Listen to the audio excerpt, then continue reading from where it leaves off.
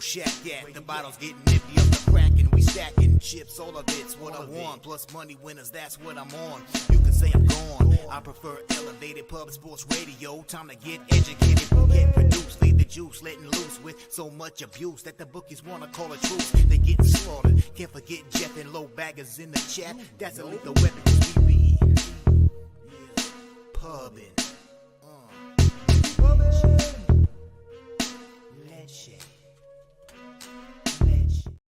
What up, cappers, gamblers, punters, hustlers, low baggers? Happy Wednesday, May 17th to all of you. Thank you for watching Betting with the Bag right here on Pub Sports Radio.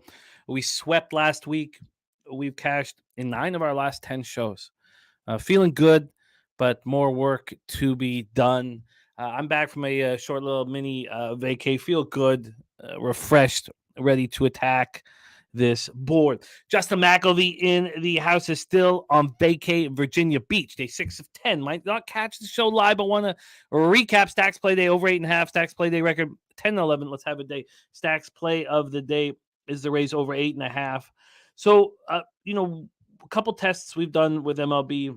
One was seeing how I would succeed getting action in, before coming to the show or the night before, or not letting the market really dictate too much of it. I've gone 8-1 on those bets. So I fired away. I've already made 7 bets on the board. Some other spots really interest me. Some interest me very much and aren't correlated enough for me to pull the trigger.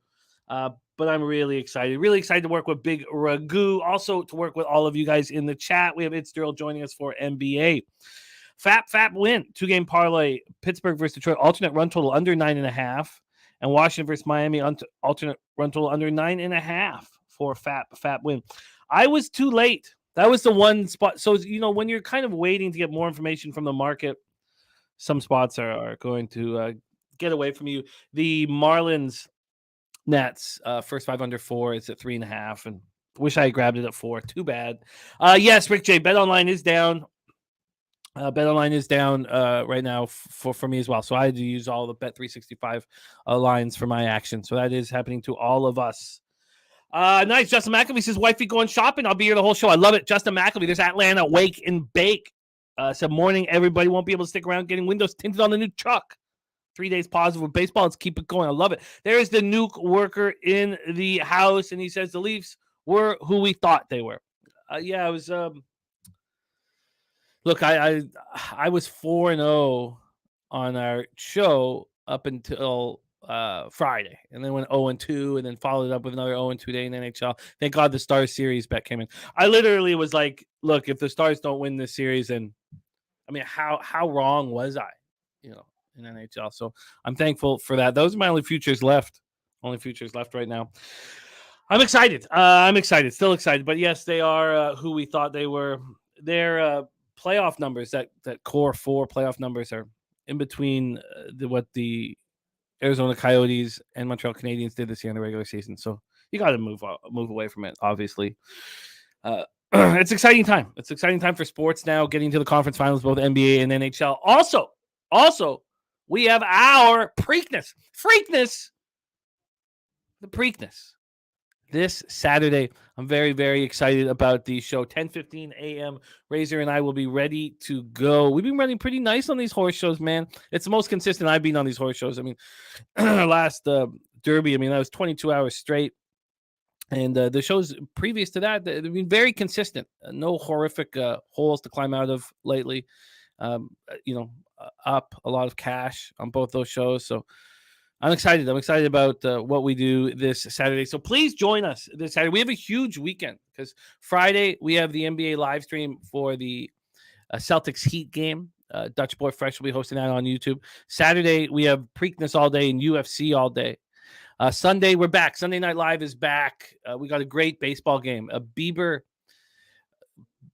pitching for the Guardians. In New York, Mets going up against Justin Verlander. So we have Bieber Verlander Sunday night, and then we have Heat Celtics at 8:30. So Sunday Night Live is going to be rolling. We're going to be popping off here. Rick J, Jedi 4 Life, Fat Wally in the house. You're a good man, Fat Wally. Jedi Fight Life, they're right there. It says Preakness, baby. Yeah, the Freakness, man. It's gonna be. We're gonna be doing it up, man. Nut Flush Allen in the house. There's Smoke and Mirrors ready to get to work. Great to see you, Smoke and Mirrors. Big Ragoo. He'll be joining us here in a few seconds. Can't wait to cap the MLB card with Ragu. Jay Smooth, ready to get to work. 3 rebounds short on the game last night. They're the parlay for 900. That happens, but getting close is very important. Subhuman Gaucho, because the more times you get very close to big scores, you're going to cash one. If you never get close to them, you're never going to cash one. Johnny K, I don't know about the nice call on the Stars, man. That was a closer series than I wanted it to be. The Kraken are a really good team. Now the question is, can the Stars get past the Golden Knights, who look very, very, very strong? So it's going to be a fun series. Right now, the Stars are plus 115. I got plus 375 to win the West, and now it's really important for me to cash that. The futures are not looking good. But thank you, Johnny. Wine Time Sports, Rick J. Tigers first 5 minus a half or minus 1 full game. I took them first 5 minus a half, but I almost didn't. I really almost didn't, man. That line was real fishy. It was so fishy. But we'll talk all about that here because that's going to be our first game up. North Ender coming out 4-1 day in MLB. I love seeing that. There's Michael Johnson, Serious Business, Lucas Ryan, Troy Torrance, Jay Peasy, Creekman, BJ, MLB Best Bet, Tigers money line. 3-unit look for that. I almost didn't bet the Tigers first 5, honestly, and I couldn't double up with. How could it open at that line? I mean, just fish-a-roo, man. They should be much bigger favorites. Now they've become somewhat bigger favorites. And Saturated says the first 5 Detroit special was a winner yesterday. I love it, Saturated. I love it. Well, I'm hammering it again. Thank you, North Ender. I think it's time to trust what's going on here. We've been on a nice run and trust it. Viper, Mr. Heat says too much Tiger love, and the line's not right. So I get it, Mr. Heat. I get it. Jay Peasy says Heat money line plus 290 is the best bet I have to make, says Jay Peasy. Smoke and Mirrors, Rocco Rogers, One Time Sports says Lakers plus 7 was never in doubt. That was Lakers, handled the best punch the Nuggets can give pretty well. Now, I'm on the Nuggets to win the championship now. I got plus 230 before the game started. It's now plus 160. Yes, I got the Nuggets to win the championship. But who said I gave you the script, Jimmy? I gave you the script weeks ago. I said that those fucking Nuggets take care of everyone else. They beat the fucking Yahoo Lakers, who are a bunch of pack of nobodies and frauds. And then we know what happened in Boston. We knew. Jimmy, come on. That was the most predictable thing ever. Come on. Look, I'm very happy for all your successes. Very happy. Yeah. And I've turned around my baseball season a little bit, and all it took was me getting slapped in the chest. That's all it took. That's all it took. A little still there? There's still a mark? Oh yeah. There's still a mark. Yeah, the handprint's still there. But fuck Joel Embiid and fuck the city of Philadelphia. I don't think you need to say horrible things about them after you've won, right? You've won. No, we kicked them while they're down. They're a bunch of fucking losers. They've not beaten they've never beaten the Celtics ever in a game 7. And San Antonio got Wembanyama. Everything's up right now. Things are moving in the right direction. It is great to see all you guys. AOD in the house. There's Red Girl, Mally Mal, Danny Lopez, Piker coming off a banger yesterday. I love hearing that. JT Eel ready to go. Roger that. The fix is in. Mike M says Guardians and 97% cash. No way. No thanks. KCA, White Sox. I can't wait to talk about all of these games. Very, very fun spot here. Sky Dragon said, I told you to bet that the day after the trade deadline. Yes, you did. You did. It was my error. And looking back at the error, the injury problems that Jokic had down the stretch, they weren't genuine, and I shouldn't have put as much weight as I did on them. Because I knew I didn't want the Suns, which made things pretty easy. And look, the Lakers have been awesome, but before the playoffs started, I didn't want the Lakers. So for me, it got down to the Warriors and the Nuggets, and I made the wrong decision. But I'm trying to, if the Nuggets win the championship, I'll be slightly in the black with my NBA future and futures, and I'll handle that. But you were right. You did tell me that. Sky Dragon. All right, it's time to get to work. Great to see all of you guys. Johnny Guns in the house. Tone Miggins ready to get to work. Great to have Tone Miggins in action with us. Andrew G says, one game, relax. Wine Time says, I love Jimmy Butler, but he doesn't have enough to take out Tatum and Brown. He thinks Boston in 5. Jake Burns says, Lakers figured it out. Put Rui on Joker. Yeah, Lakers made adjustments. And now it's up to the Nuggets to in turn make adjustments, but we will discuss all of that. And there's Tone. Tone has got Heat money line and Heat plus 5.5. We're going to talk about that with our guy Darryl. Let me copy and paste that here. Celtics, the Heat action tonight. Heat action for Tone Miggins. There's Dan Kelly. Yes, it's freezing up here. It was 1 degree this morning here. Unbelievable. Sorry you have to come back to this. All right, let's get to work and hammer MLB. I'm very, very excited about this opportunity that we have every second Wednesday to tap in to the brain of one of the legends of our group. Please welcome from Ocala, Florida, the Big Ragoo to the show. Ragoo, how are you, Doc? I'm hanging in there, guys. How we doing, fam? What's happening? What's good up in the Great White North and the Deep Dirty South? We're getting business done today. I'm excited. I'm excited to rock with you. You had a tougher Wednesday, May 3rd, but it's early in the year and your fine overall record, just down 1.87 units over 26 bets, average line plus 105. Your record last year was exceptional in MLB on this show. And I'm excited to watch you rock right here, right now. Ragoo, are you ready to get to work, my friend? I'm always ready, my man. Always ready. Always ready to make some cash. Also, are you going to be able to join us for the Preakness? Yeah, I missed you Derby Day. I had some shit come up, but I'll be here good. for Preakness. Okay, beautiful, beautiful. That is great, great, great news. All right, let's get to work, everybody, and do what we love. Capping a full baseball card. 1:10 p.m. Eastern. Pittsburgh Pirates 22-20, 12-11 on the road at Detroit Tigers 19-21, 10-9 at home. Comerica Park in Detroit, Michigan. There's 2 pitchers on today's card in Nate Eovaldi and Eduardo Rodriguez. That'd be nothing short of spectacular of late. And Nate Eovaldi is not even a favorite. He's going up against Spencer Strider. I moved on Eovaldi first 5 plus a half at minus 115. And Eovaldi's been better on the road than he has at home, but sample sizes are small. Here, you have to think that this line is extremely fishy. It was so fishy that I almost didn't bet this. But I felt like I just had to trust Eduardo Rodriguez, and we will see if this blows up in my face. Now, there is being a market move now towards the Tigers, which makes me feel a little better, but I'm very nervous about this spot to start off my card today. Pirates and Tigers. It's cold up north, 52 Fahrenheit at first pitch, 9.8 miles per hour out to right field, stays between 9.5 and 9.8. Let's go to the line history here for the Pirates-Tigers game. We have the Tigers opening up. Here we go, minus 145, and now minus 164. Now, they got up to minus 172 at 9:44 this morning. But last night, there was no movement towards them, really. Got up, there was a 6-cent move. And even that, I was like, how could they open this line like this? They know they're going to take all Tiger money. From a total side of things, it's opened up at 7.5, minus 102 to the under. It's now minus 105 to the under. So 3 cents of movement there. Let's take a look at the cash flow here for the first game on the board. This one pops off in just under 2 hours. We have 77% of the tickets and 89% of the cash on the Detroit Tigers. 43% of the tickets and 58% cash on the under.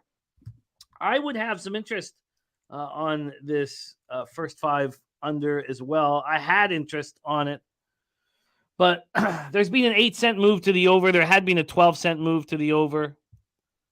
I just feel like with Viper saying this line is wild off this game, that there's got to be some volatility that I don't really expect. Rick J says, first 5 expected score based on previous history versus one another is 2.4 for the Tigers, 1.7 for the Pirates.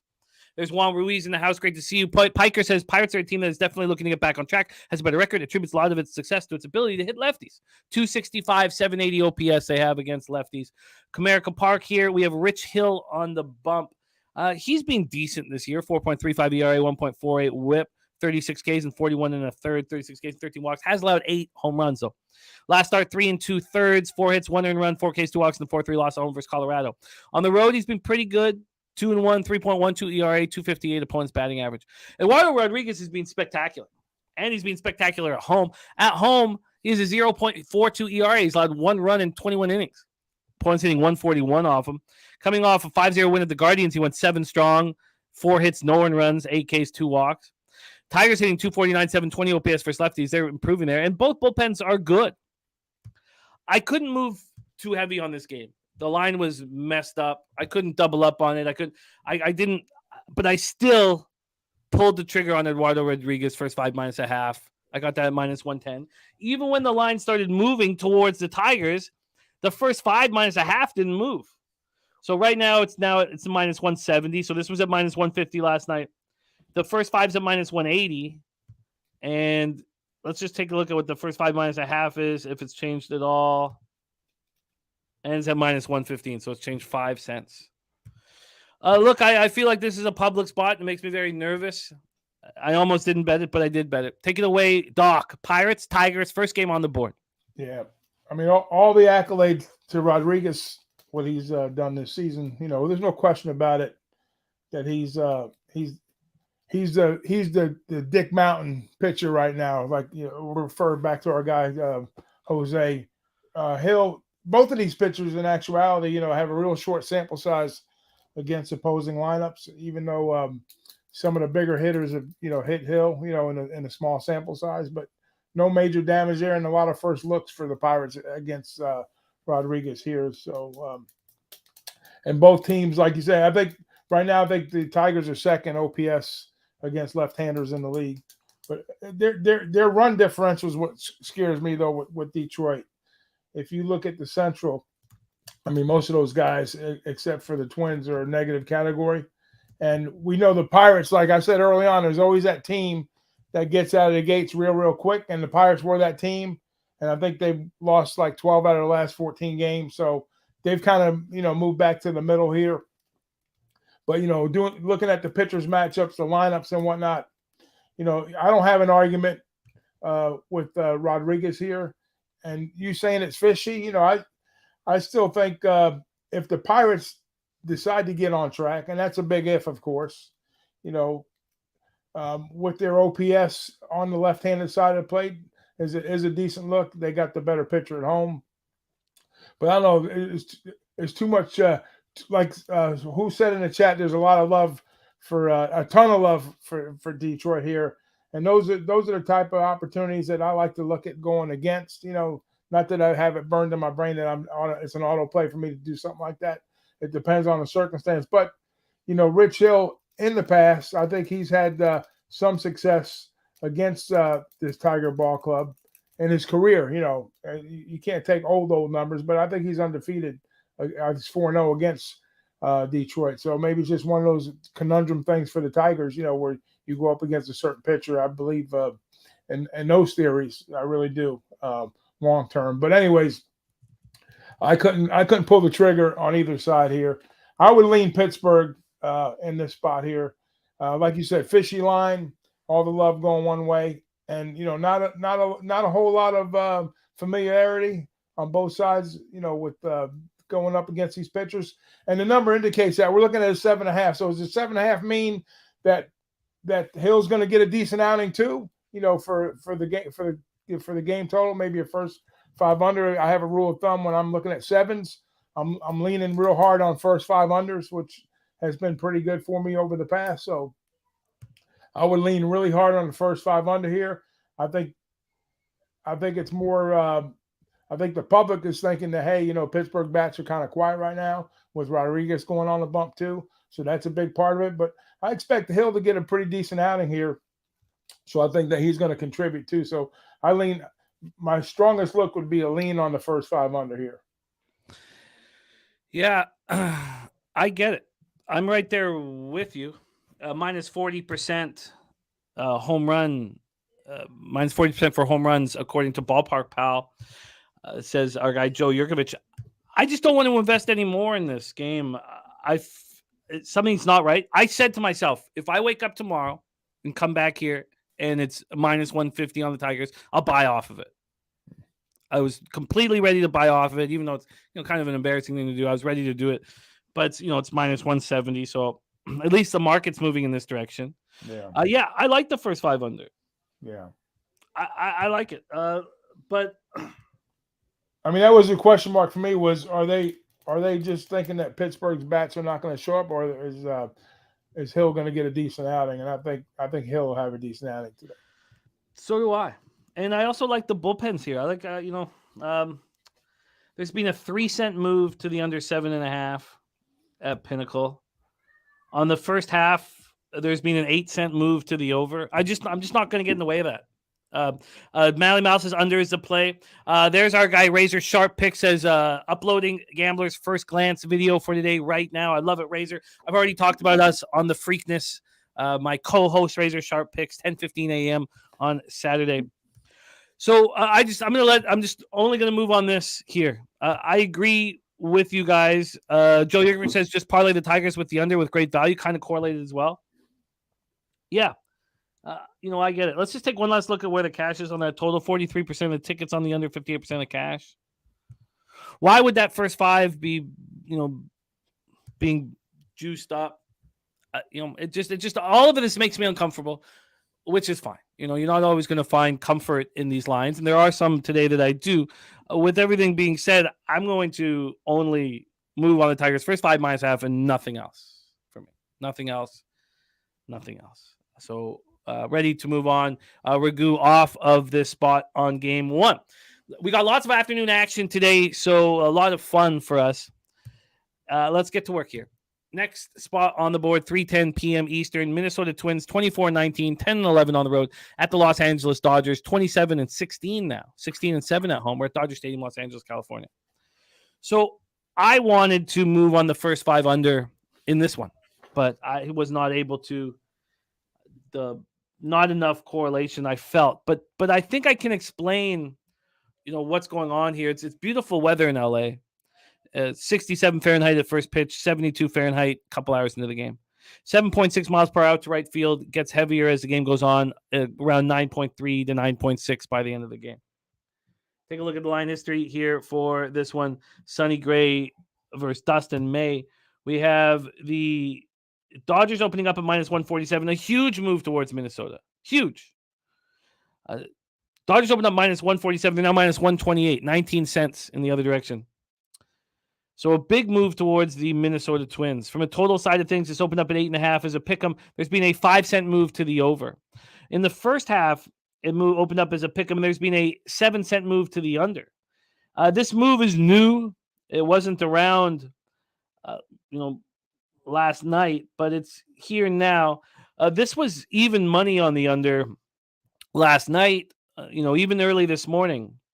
Now it's starting to move towards the under. Now it is. Doesn't make me feel very good. Doesn't make me want to move on it. North Ender already is on the Twins at plus 120. There's Deshaun G in the house. What up, Deshaun G? Wine Time Sports says he could only take the Twins in this spot. Let's take a look at the cash flow here for this one. We have 45% of the tickets, 68% of the cash on the Minnesota Twins. So clearly sharp action on the Twins, market moving in that direction. 66% of tickets, 59% of cash on the under. So you have some bigger bets on the over, and it makes me lean towards the over. Piker says, I check consensus books. As you know, I have reversed line move in my notes from last night. So sharps were jumping on the Twins somewhere. Yeah. Oh, yeah. Clear, sharp action on the Twins since this line opened up. In my belief, there's been sharp money on it the whole time. Johnny Gunn says, can we go over the batter versus pitcher stats? I think this market move is indicating Gray has a good start and May gets touched. Yeah, I agree, and we will go over all of that. The spot on the board where the pitcher versus batter stats I find are the most illuminating with great pitchers on the mound is in the Jays game, because both Cole and Bassett get lit up by the opposing lineups, even though they've been so good at times this year. But let's talk about this spot here. Sonny Gray going up against Dustin May. Gray, 4-0, 1.39 ERA, 1.08 whip. I've been backing him quite a lot this year, and he's in trouble constantly. Like it's, I cashed the first 5 under in his last start, and it was I'm barely cashing these spots. There's ducks on the pond constantly. He's getting out of trouble, and also all of that is at home. He's getting out of trouble. On the road, he's only thrown 15 innings this year. Now 2.40 ERA, 237 opponent's batting average. That 6-2 loss at home versus the Cubs was like white knuckle under. He has a 1.39 ERA, 1.08 WHIP on the year, but I really don't think he's been as good as those numbers indicate. Dustin May, 4-1, 2.68 ERA, 0.94 WHIP, 32 K, 16 walks, and 47 innings. He's allowed just 1 home run in 47 innings. He's a great pitcher. Last start, 6 2/3, 5 hits, 2 earned runs, 3 Ks, 1 walk, and a 4-2 win at home in San Diego. At home, he's been good. 24 1/3. He's throwing there 3.33 ERA, 216 opponent's batting average. Twins rating 234, 734 OPS versus righties. Dodgers 244, 797.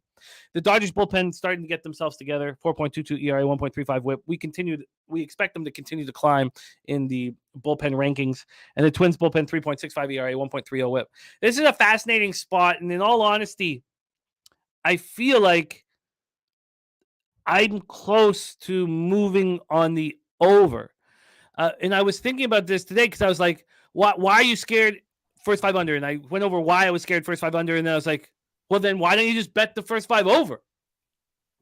Now, I've seen the market move towards the under now, public getting involved. Let's hear what Doc has to say. Twinkies, Dodgers. I got a question. When you were thinking the first 5 over, you were thinking that Gray's going to get touched up by the Dodgers? I think Gray's a great pitcher. But if you look at a 1.39 ERA, 1.08 WHIP, you're like, man, this guy is electric. He's been dominating. And he hasn't been. It's been like white knuckle unders, barely getting through innings. And the market is already with this huge line towards the Twins, either saying 1, Sonny Gray's excellent today, or 2, the Twins get to May. Which is it? I don't know. So either way, they're pointing toward the Twins, is what you're saying. Yes. Yeah.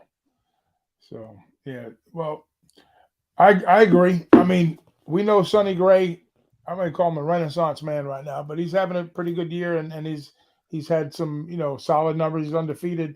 May, since it's Tommy John, he's been getting stronger and stronger. He's been going a little bit deeper as he goes. So a lot of upside to May also. So this sets up for a perfect type of, one-run baseball game in my book. Whether we see it come early or late, whether the pitchers, start out hot and kind of get, maybe like a K an inning or, somewhere in that range. I'm going to try to stay off the props today, but I think we'll see a solid effort out of both pitchers here. I was kind of maybe leaning towards the Dodgers on the first 5, half a run to try to back May up a little bit. Saying to my point where, he's been kind of getting out of innings, with runners on, that type of thing. And the Dodgers are starting to, get a little momentum here.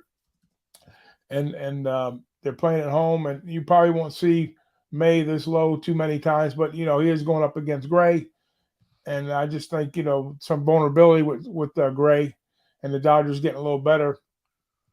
I kind of like the Dodgers the first 5 getting a half, laying a half a run. I think it's going to be a 1-run game, like 5-4, 4-3 somewhere in that neck of the woods. But I think the Dodgers will have the advantage a little bit earlier in this spot here. So I think May's momentum carries over here. I think he goes a little bit deeper. We see 6-7 with him again.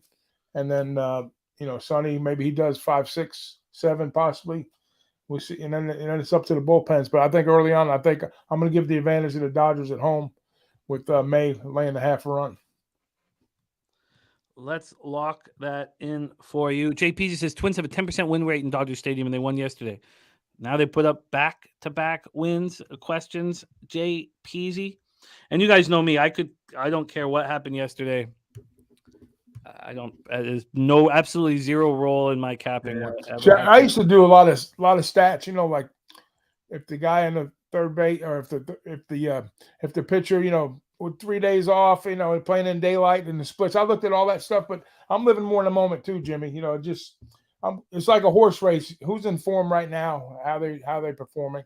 A lot of stats there are some stats that play key, longer term, but I want the players involved. Just can't go like the can't look at all the split. You got to look at splits. I get that, but the trends are big, but they're not.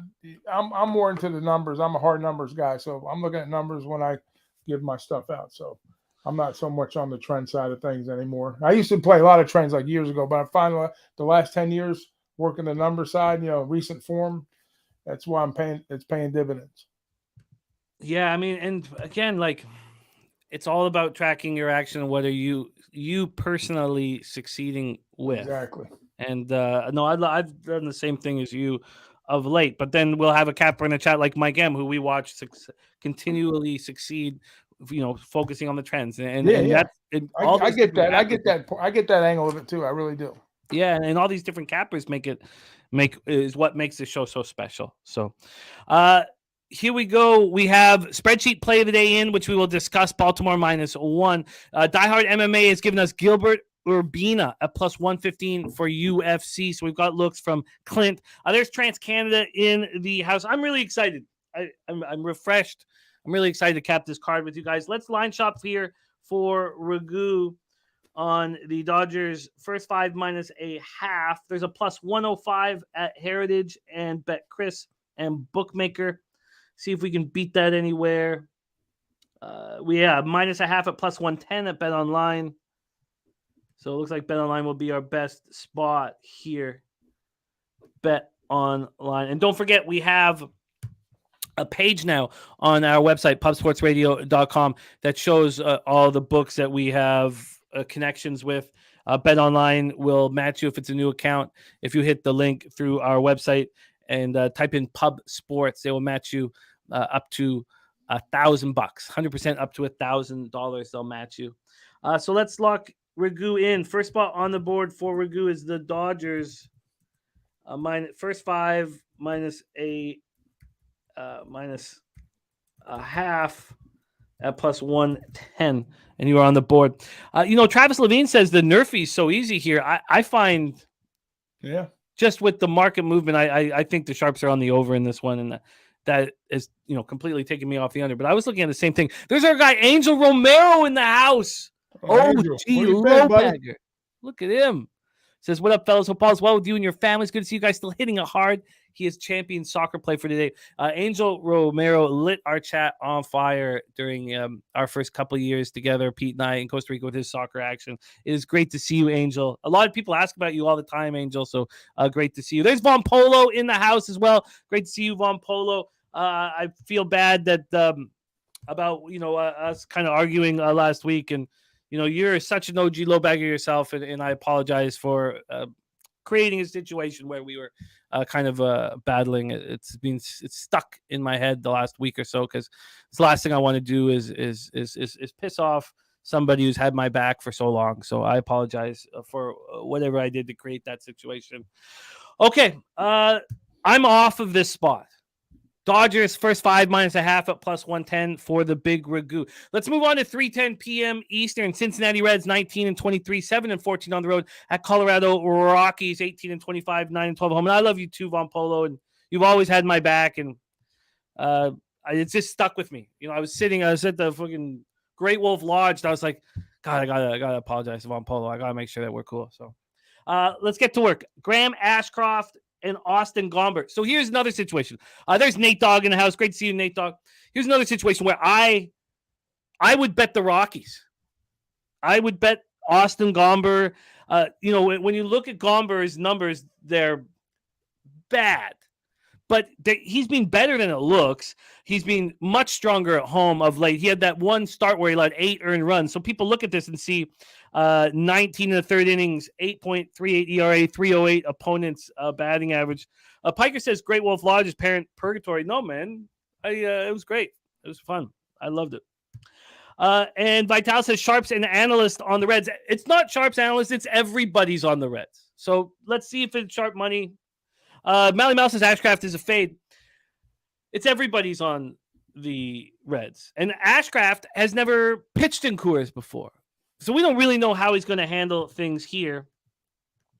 Let's take a look at the line history and the weather and everything here in Colorado. Now, look, it's been 99% of the cash on the Reds since I started looking. So I don't. We will discuss if I have the balls to go up against this. But 74 Fahrenheit, 5.4 miles per hour to left field, 5.4 to 6.8 miles per hour. Let's take a look at the line history here for Reds Rockies. We have the Reds opening up at plus 107. Now they're minus 108. So a 15-cent move towards them. Big move towards them. I mean, how can you get in the way of that? This total opened up at 11. It's now at 11.5. Piker says, I don't usually take big overs here, but I did. I think both pitchers lend themselves to hard contact, and I expect this to get over 11. I grabbed the 11 before it jumped up at BetMGM because you're right. It is at 11.5 right here. Mally Mal hit Marlins first 5 last start, plus 106, fading Ashcraft. I like Ashcraft. I have no problem with Ashcraft. He did get touched up a little bit by a weak hitting Marlins offense last out, but 3.95 ERA, 1.34 whip. He's only allowed 4 home runs and 43 in the third. His K to walk ratio isn't really what you want it to be. He's been fine on the road this year, 22 and 2/3, 3.18 ERA, opponents hitting 241 off of him. And he's never pitched in Coors before. Gomber is better than the numbers indicate. He's coming off a 6-3 loss at home versus the Phillies, but he allowed 3 earned runs, quality start over 6 and 2/3. He looked fine. And Reds don't hit lefties, 247, 677 OPS, whereas the Rockies are hitting righties, 259, 724, sort of ticky-tack, but hitting them. Reds bullpen 3.60 ERA, 1.31 whip. Rockies bullpen 3.96 ERA, 1.37 whip. So let's go over to the cash. We know the market's been moving towards the Reds and moving towards the over. Here you have 69% of the tickets and 96% of cash on the Reds. So, Vitalis is right. Clear, sharp action, big bets. Everybody, not everybody, because it's just 69% of the tickets, not overwhelming. Then 73% ticket, 72% cash on the over. So this is going to take me off of this bet. Take me off of the bet. I don't want Ashcraft. I don't want the Reds. I think there's value in Gomber. I always think there's value when the numbers say 6.30 ERA, 1.45 whip, but you look and you're like, he's throwing 40 innings. In his first start, he allowed 8 earned runs. That skews all the numbers. But I'm not going to go up against the sharp action or what we perceive as sharp action here and be smarter than them or better than them. I'll just sit back and use other games. So take it away for us here, Doc. Don't be scared to go against the Sharps, man. Fuck the Sharps. Fuck the Sharps. I hear you, but everybody's seen my MLB improve by 25 units every year. It's 25 units every year. It's improved. You do what you're comfortable with, my man. I just got to stick with what's working for me. You do what works for you. Yeah. Don't let nobody change it, ever take you off a game. Or it's good to be put on a game, but don't let everybody take you off the game. Yeah. So I'm not getting taken off of this game. I agree with you 135% on the Ashcraft look. That's his first time in Coors. Colorado's is hitting righties pretty decent. Gomber, like you said, I think if my notes serve me correctly here, let's see. Yeah, so he had 4 straight losses with 3 consecutive wins. So, and a no decision last out. So he's definitely a little undervalued in this spot, I would think. I would say undervalued, but his numbers are not showing what he's really doing here. And then with the Reds, right now dead last in the league OPS against lefties the last few weeks. I mean, this is over, and we're expecting runs, right? So if you look at the ERAs, just that tells me that that Ashcraft's going to get touched up a little bit here too on the road. So it's got to be a Rocky spot. I don't care what the Sharp's saying. I don't care what the public says. I'm saying that the fucking Rockies are going to win today. And I don't think it's a cheap buy on spot, but I think it's a low enough number for me to get involved in the game. And I just like the spot here for the Rockies. I think it sets up well for them. And I think we'll see runs. And I think the Rockies will probably come out on top. And you might see like an 8-6 game, or you might see if both pitchers are on, you might see a low scoring squeaker, which I doubt. But I like the Rockies here. I think there's value with Gomber, like you're saying, and I'm gonna buy in on Gomber. No, I was gonna try to split the game up too, maybe with a run line on the Rockies at a plus number, but just let me stay back towards the middle with the exotics. I'm just gonna take the Rockies to win the game outright, laying the getting a minus 112, right, with the Rockies. I think we can beat that. I'm going to live vicariously through you on this. I'll be so fascinated with the result here. But this is just moving constantly in the Reds' direction. We're now in the plus money territory for you. So plus 102 over at Heritage. Plus 1. Yeah, I didn't fish. I haven't played this yet, but I'm definitely going to play it. Stimmy OG says, I like when the OG says, fuck the Sharks. Fuck the Sharps. I Sharks. tell you, Rockies win. I love it too. I love it too, man. So let's lock him in. Rockies plus 102 for Ragu. And I will have to stay off this spot. By the way, Carlos Garcia gave us the reverse cowgirl play of the day. Rockies first 5 under and Philly first 5. And, I'm so excited about what we're doing here in MLB. And Joe Yurkovich said last week to me, he said that he's watched me get stronger as the lines get tighter, which is something that you don't hear cappers usually. You'll hear because last 2 months of the season, people are like, oh, the lines are too tight and I don't want to be involved. But he's right with the way I'm capping, using the market as such an indication of the final result. I think that the first month or 6 weeks of the year are going to be more difficult and things will just get easier and easier as everything tightens up, which is the opposite of many cappers who think that first 6 weeks is when I can take advantage of the books. And again, it's whatever works for you. And this has been working for me. And let's roll. Ragu is on the Rockies plus 102. I will be cheering heavily for him. Let's move on to 3:37 p.m. Eastern. Arizona Diamondbacks 24-19, 10-9 on the road at the Oakland Athletics, 10-34, 5-19 at home. We're at Oakland Coliseum in Oakland, California. Get over to the sorry, my bad. My man Johnny Guns asked about the weather in Colorado. 74 Fahrenheit, 5.4 miles per hour out to left field, Johnny, and stays between 5.4 and 6.8. Okay. Mike M says you wouldn't buy a stock that's absolutely tanking and dropping like a stone when all the big analysts say sell. Why is this any different? I don't think a 15-cent move is dropping like a stone and tanking, but I think it's a very important analogy that you are making, and I like it. I like it. North Ender says I've seen many people who don't care about the market flip and start caring, but I've never seen anyone who studies the market change to not caring. That is very. You guys are man. I'm very, very thankful and honored to cap with you guys. I love everything that's coming from the chat. I always do, but especially now. And there's Chocolatey Waterfall in the house. Great to see you, Chocolatey Waterfall. Tevin Bailey says, do y'all see any parlays you can do for big money? Yeah, we've already been giving out a couple parlays from the chat.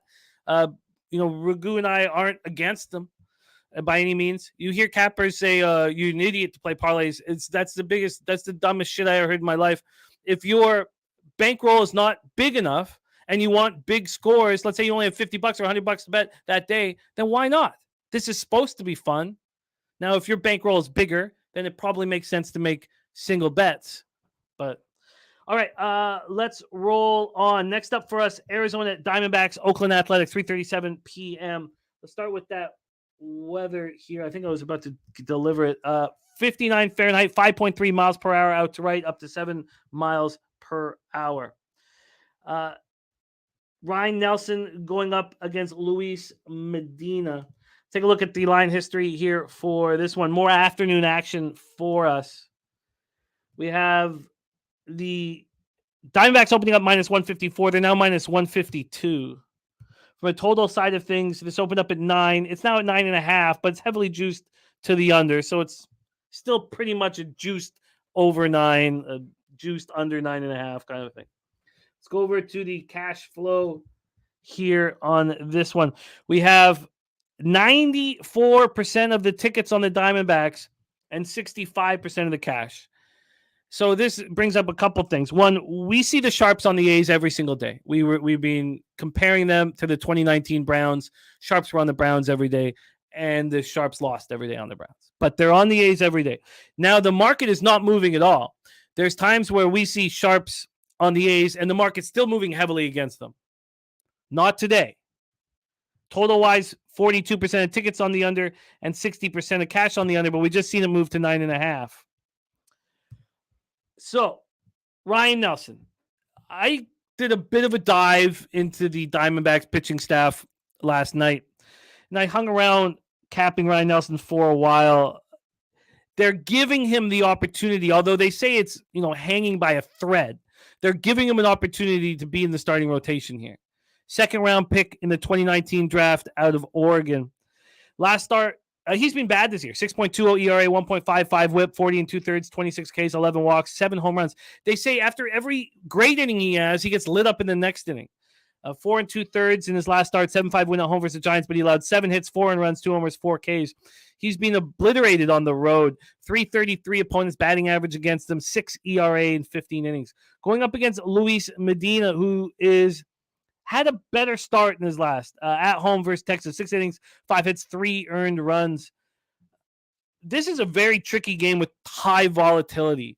Diamondbacks, first righties, 272, 789 OPS. A's, 216, 663. And Diamondbacks bullpen, 4.36 ERA, 1.29 WHIP. Sort of getting their act together. A's bullpen's being atrocious. Piker says Nelson is garbage and the A's aren't hitting, so who knows, A's or pass. Troy says this is a spot we need historical cash flow data. Imagine being able to check when sharps on Oakland, money on an opponent, market not moving. You're absolutely right, Troy. That would be a nice thing to look at. You're absolutely right. Piker says definitely no rush to back Oakland or fade sharp action with a trash bag pitcher like Medina off this. Let's hear what Doc has to say. Take it away for us, Diamondbacks A's. What a shit game here. How about the game last night where they both teams used 18 players, 12 position players, and 6 pitchers. So the bullpens are going to be taxed up pretty bad here. So, I mean, are they up to hitting the ball and scoring some runs? You know, only thing I could look at is the over here possibly. I mean, the rest of it, though, you know, it's going to be a shit show on the mound. It's going to be all about the lineups and what they do to the opposing pitchers and basically, you know, how early did they get to the bullpens and what's left in the bullpen for these guys here. So, yeah, this is a game I didn't want to get involved with. This is a game that was like an immediate line through for me. So I have no look on the game, just maybe a lean towards the over just because of the bullpen situation and the starting pitchers. Yeah, I agree completely. I think that Vitalis might have had the really sharp look here. A's first 5 team total over 1.5. Yeah, no argument there. Is the number? I mean, the run differentials on the A's. I mean, they're like 146 or 147 something. Last time I looked, it was way up there. But I mean, that's not an aberration for their season, but today it might be. Yeah, and it's, you know, I don't know what you're going to get from Ryan Nelson. I'm not going to sit here and act as if I, you know, have an idea of what he's going to offer here. I don't. Luis Medina, you know, 24 years old himself. Let's just take a look. In the PCL league, he got completely lit up to start the year in 13 1/3. Last year, he spent it in AA, and he wasn't very good there. I don't want anything to do with this spot. And there's our guy, Angel Romero, in the Champions look at 12 p.m. Pacific, 3 p.m. Eastern. Real Madrid double chance at plus 147. I love it. Thank you, Angel Romero. So great to see you back in action, man. We've missed you. And North End says those first 5 team totals can be really nice. I've just started implementing them this year. They are. And here's just another note before we move on to the next game, which I have a bet on, and then the game after that. Oh no, 2 games after that I've tripled up. But Bet365 does not offer first 5 team totals. Why do you think? Because they were getting beaten on first 5 team totals. Bovada doesn't offer the home run, or they would give full game home run props, and Deacon was hammering them all the time. At 2.5, generally they'd put the home runs in the game. And Deacon started destroying them as others did. Now Bovada doesn't offer them anymore. Why? Because they were getting beaten on that bet. So first 5 team total overs, if a giant company like Bet365 doesn't want to offer it, connect the dots and start hammering them yourself. All right, let's get out to work here. And Joe Yerger says 72, nice breeze out, afternoon Oakland. Looks like nice hitting weather. And Carlos Garcia says Champions League, take Manchester City money line. Thank me tomorrow. All right, let's move on to the next spot, and I will be attacking it. Joe Yerger says I was killing first 3 team totals. Now 1 book offers it now. Exactly, Joe. So these are such important conversations that we're having. All right, I've moved on this game. Look, I like both of these pitchers. They both had terrible seasons. I did not let my affinity for these 2 pitchers I tried not to let it cloud my judgment. And I sat off of this and stared at it for hours and hours and hours before I decided to move on to this morning. I'm on the first 5 under here in Philadelphia, San Francisco. We're at Oracle Park in San Francisco, California. These Phillies 20-22 and just 9-15 on the road against the Giants 19-23, 12-10 at home. Let's take a look at the weather in Frisco first to get rolling. 57 Fahrenheit, 6.3 miles per hour to center, gets up to 7.7 miles per hour. Let's get into the line history here for this spot. Walker versus Stripling. We have, move over, here we go. The Phillies open up -117 and now -112. What does that tell you? Does it tell you that Stripling's going to have a good start? Maybe. Does it tell you that Walker can't be trusted? Maybe. Hard to decipher that. Let's go over to the total. Total opens up at 9.5. Now it's at 9. So now we're starting to get more information from the market. They think that these pitchers can be decent here. The 5 opened up -111 to the under. It dropped to 4.5. So it dropped in 4.5 at 9:47 a.m. at Pinnacle. And I just pushed. I saw that it was a 5 at -115 at Bet365, so I bet it. Now it's back up at 5 again, but it's -117 to the under. Let's just see what it is right now at Bet365 because I already moved on it. Under 5 at -115. That's exactly where it is right now. Under 5 -115 has not moved. Taijuan Walker, 5.75 ERA, 1.38 WHIP. Hasn't had a very good season. He got lit up in Los Angeles in a game that meant a ton to him. But other than that, he's been pretty good. You put a line through that start when he got lit up by the Dodgers. He's been pretty good. His last start was in Colorado. This is a pitcher with a ton of confidence in himself. And he was great. 6 innings, 7 hits, 3 runs, 3 Ks, no walks, 6-3 win at the Rockies. On the road, he got those 8 runs allowed at Chavez Ravine have skewed his numbers. 6.23 ERA, 272 opponent's batting average. Nutflush says Stripling is a disaster. There was a reason why your team paid $20 million for him. And yes, he's been bad here, but it's his fastest velocity since 2017. There's no reason why he can't be a good pitcher. There's no reason why he can't be a good pitcher in this pitcher's ballpark. And I will keep betting him, thinking that I have an advantage here. At home, he's allowed 13 earned runs and 13 1/3. I simply don't think that will continue. His last start, he went 3 1/3, 5 hits, 4 earned runs, 2 homers, 2 Ks, 2 walks. Look, he's been bad. Phillies smash righties, Giants smash righties. Nutflush says he'll be placed on the IR soon. Look, his velocity's not down, Nutflush.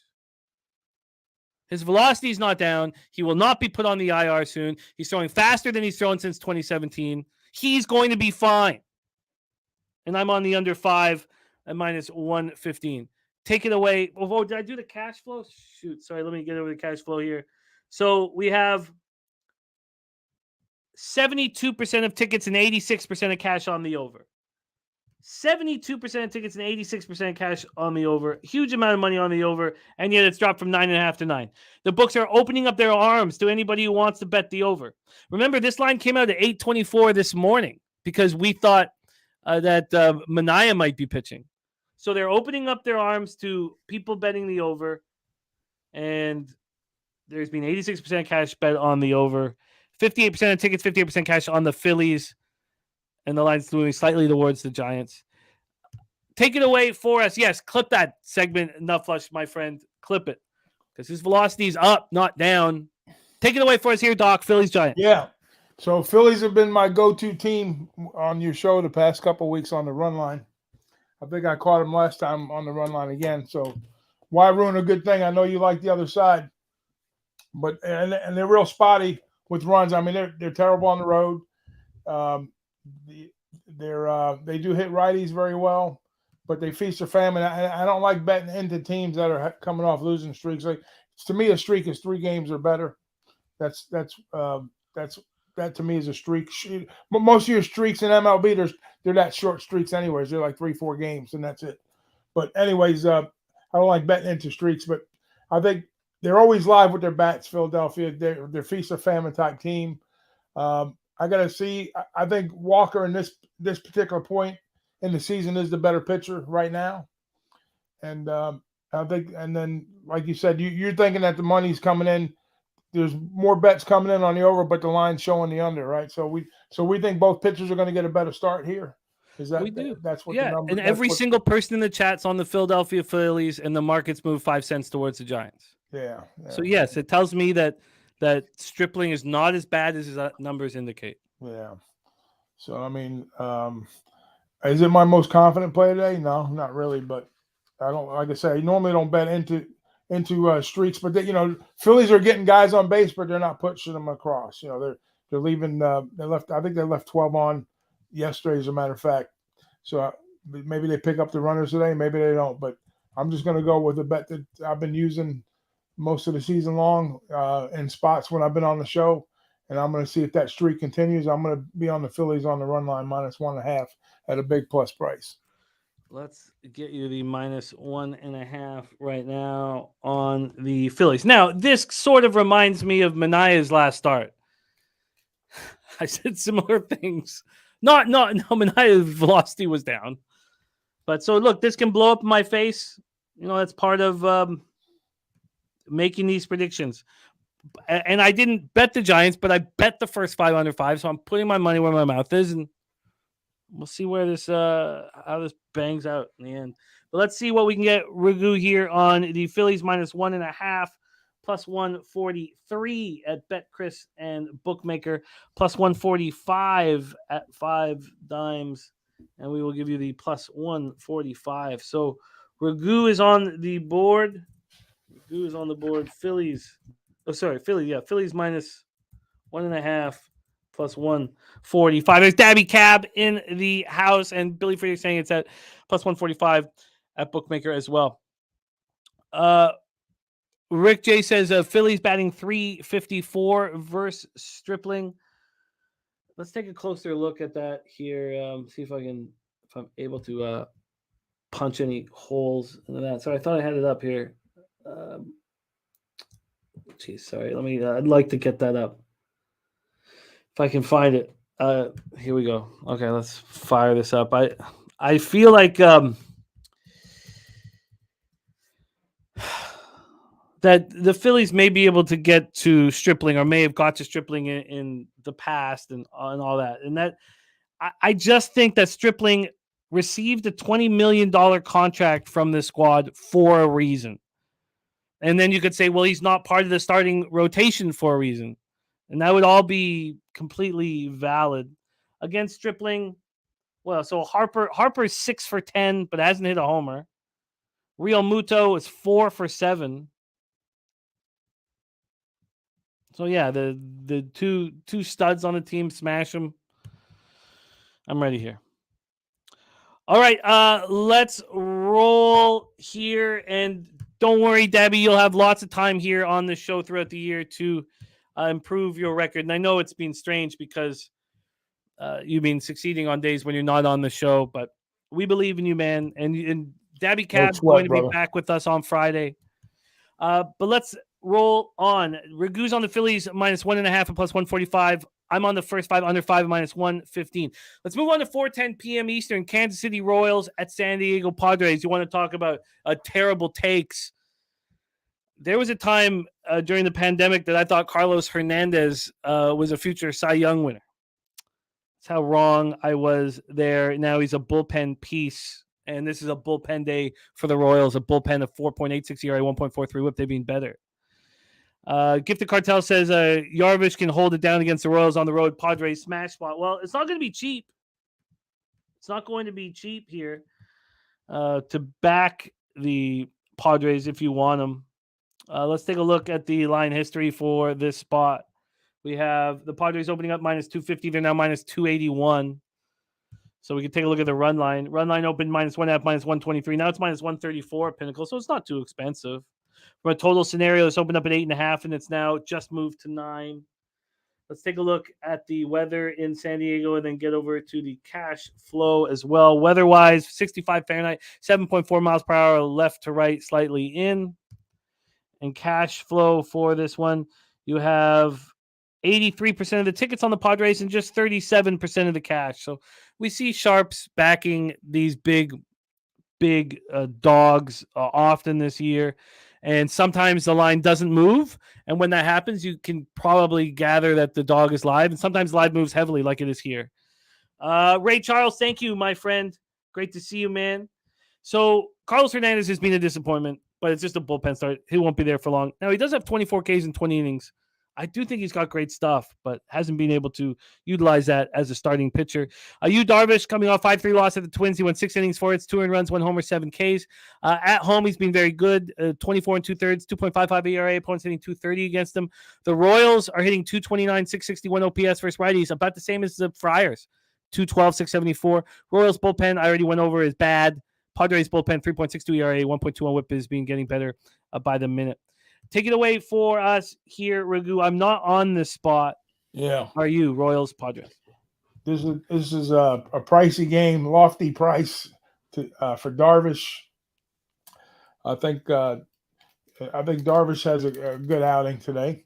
Bullpen day for the Royals. How do you bet Darvish against the Royals lineup? Do you look at a pitcher prop? Do you look at the Nerfy? Do you look at outs? Number of outs. This is one of the games I'm probably going to bet a prop on. And I know I failed last time I did this, but I think it was McClanahan. I think it was like 3 batters. 3 exact batters. Well, I got a prop on DraftKings for Darvish.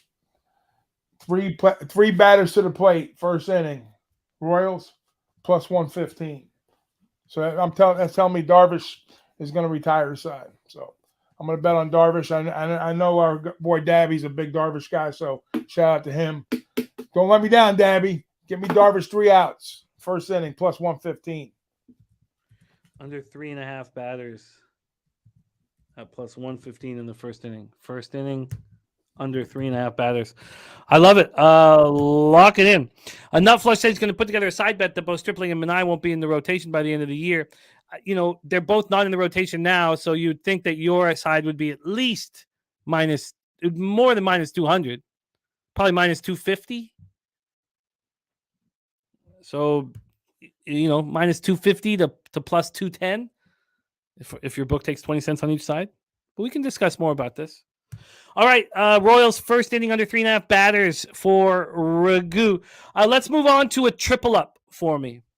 Not only is this game a triple up for me, but Ron Crawford has moved on it as well. Ron Crawford is on Baltimore -1 at plus 100. I'll have Ron's record up to date. I wasn't around for it for his action yesterday, but he's let me know. So I'll have it up to date for tomorrow. Ron Crawford's on the Baltimore Orioles -1 at even money. And shout out to our friend and colleague, Ron Crawford.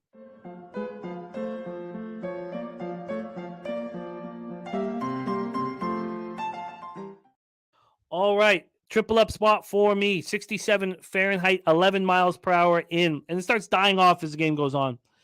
It gets down to 8.4 miles per hour in. Let's take a look at the line history here on this one. 2 bets I made last night. They moved slightly in my direction. And then one I made this morning. We have Baltimore opening up -133. They're now -144. That's fishy. Total wise, this opened up at 9.5. Now at 8.5. Ooh, I like seeing that. Now, it was only at 9.5 it was there for 4 hours and 10 minutes. Should have gone on it. Gifted Cartel says Orioles are 3-2 and Bradish are starting there at Camden Yards. Orioles money line. Orioles team total over 4.5 at -110. All right. Let's take a look at the cash flow. We've seen the line move slightly towards the Orioles and definitely towards the under. From a cash flow perspective, you have 79% of tickets, 86% of cash on the Orioles. Then you have 61% of tickets, 74% cash on the under. I took one of the fun things about NHL and NBA slowing down is we're going to have way more time on MLB. And, I'll be able to really sit with these games for a long time. And I was sitting with this one for a long, long time. And I was sitting with Griffin Canning. So first off, Mike M says, love this under. Might be his favorite spot on the board. I'm on the first 5 under 5 at plus 100. First 5 under 9 at -110. And the Orioles first 5 -0.5. I took those unders last night with great confidence. And Griffin Canning has to be, an important part of this equation. The fact that this line's only moved 10 or 11 cents towards Bradish, who was so good last year, says to me that Griffin Canning is going to be okay here. So, we have to go back and what the hell went wrong with Griffin Canning? He was a high school star and a UCLA star. And then in 2020, he had a 3.99 ERA and won a Gold Glove. So then he was diagnosed with a stress fracture in his back, and he didn't pitch for 20 months. So he's a favorite in the clubhouse. They love that he's battled back from this back injury. Yeah, he looked bad in his last start. 5-4 loss at home versus the Astros. 3 2/3, 5 hits, 5 earned runs. Look, he's been bad on the road. Look, he's just been bad. He's throwing 95, 94, 95. He feels really good. They believe in him. And the market is telling me that he's going to be okay here. He's the question mark because I think that Bradish, coming off that 6-3 home win over the Pirates, now with a second consecutive home start, is going to start rolling. That's why it's fun, Vitalis. Absolutely fun. So Vitalis on the O's team total first 5 over 2.5. You should wait on that first 5 team total if you can, because this market is dropping. This total is dropping quickly. So Angels are hitting 255, 749 versus righties. Orioles just 240, 719. Both bullpens have been very good. Orioles bullpens being exceptional. So and look, Vitalis, I'm on the Orioles first 5 minus a half. So I'm not sitting here saying, look, Canning's going to be lights out. But the market is indicating this line came out in a way they knew they were going to get a ton of Orioles action. It hasn't moved that much since. I'm very comfortable with my action. I expect to make money in this game here this afternoon at when are we? This evening, 6:35 p.m. Eastern. We've got through afternoon action. Take it away for us here, Doc. DC Capper. Now it's great to see you, DC Capper. Take it away for us, Doc. Very interesting one. MLB spreadsheet play today on this one. I've got 3 bets on this one. Orioles at home to the Angels. You're muted, my man.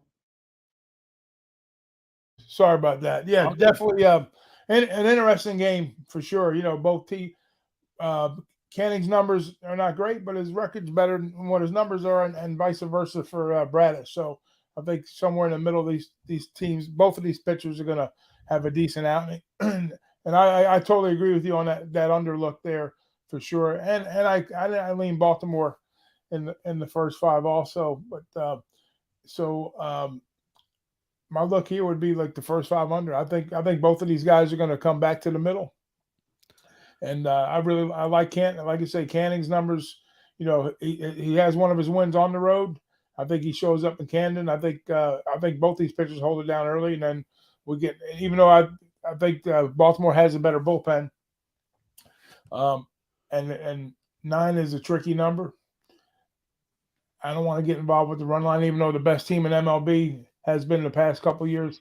Baltimore, I say it every time on camera, and they're still doing great things. So, maybe and I don't think it's going to be a marginal type win. I think we get a 1-run game, and I like the first 5 under here. So I'm going to be on the first 5 under. I love it. I absolutely love it. And look at our guy Wine Time, who watches these Angels and knows them inside and out. Says Canning will bounce back in this outing. And I kind of, I read a bunch of articles. I watched some interviews, and they love him. Maybe that. Look, if the market wasn't indicating he was going to have a good start here, I wouldn't be betting it. But he struggled against Baltimore in 2 starts, but I think today's the day he kind of gets it all together against the squad and kind of probably Baltimore, like you said, you're looking at the first 5. I was thinking about the first 5 with Baltimore, but then I was like, you know what, I like the under better, so let's go that route. I love it. I'm with you on that one. I got that plus 100 last night. So let's see what we can get you now.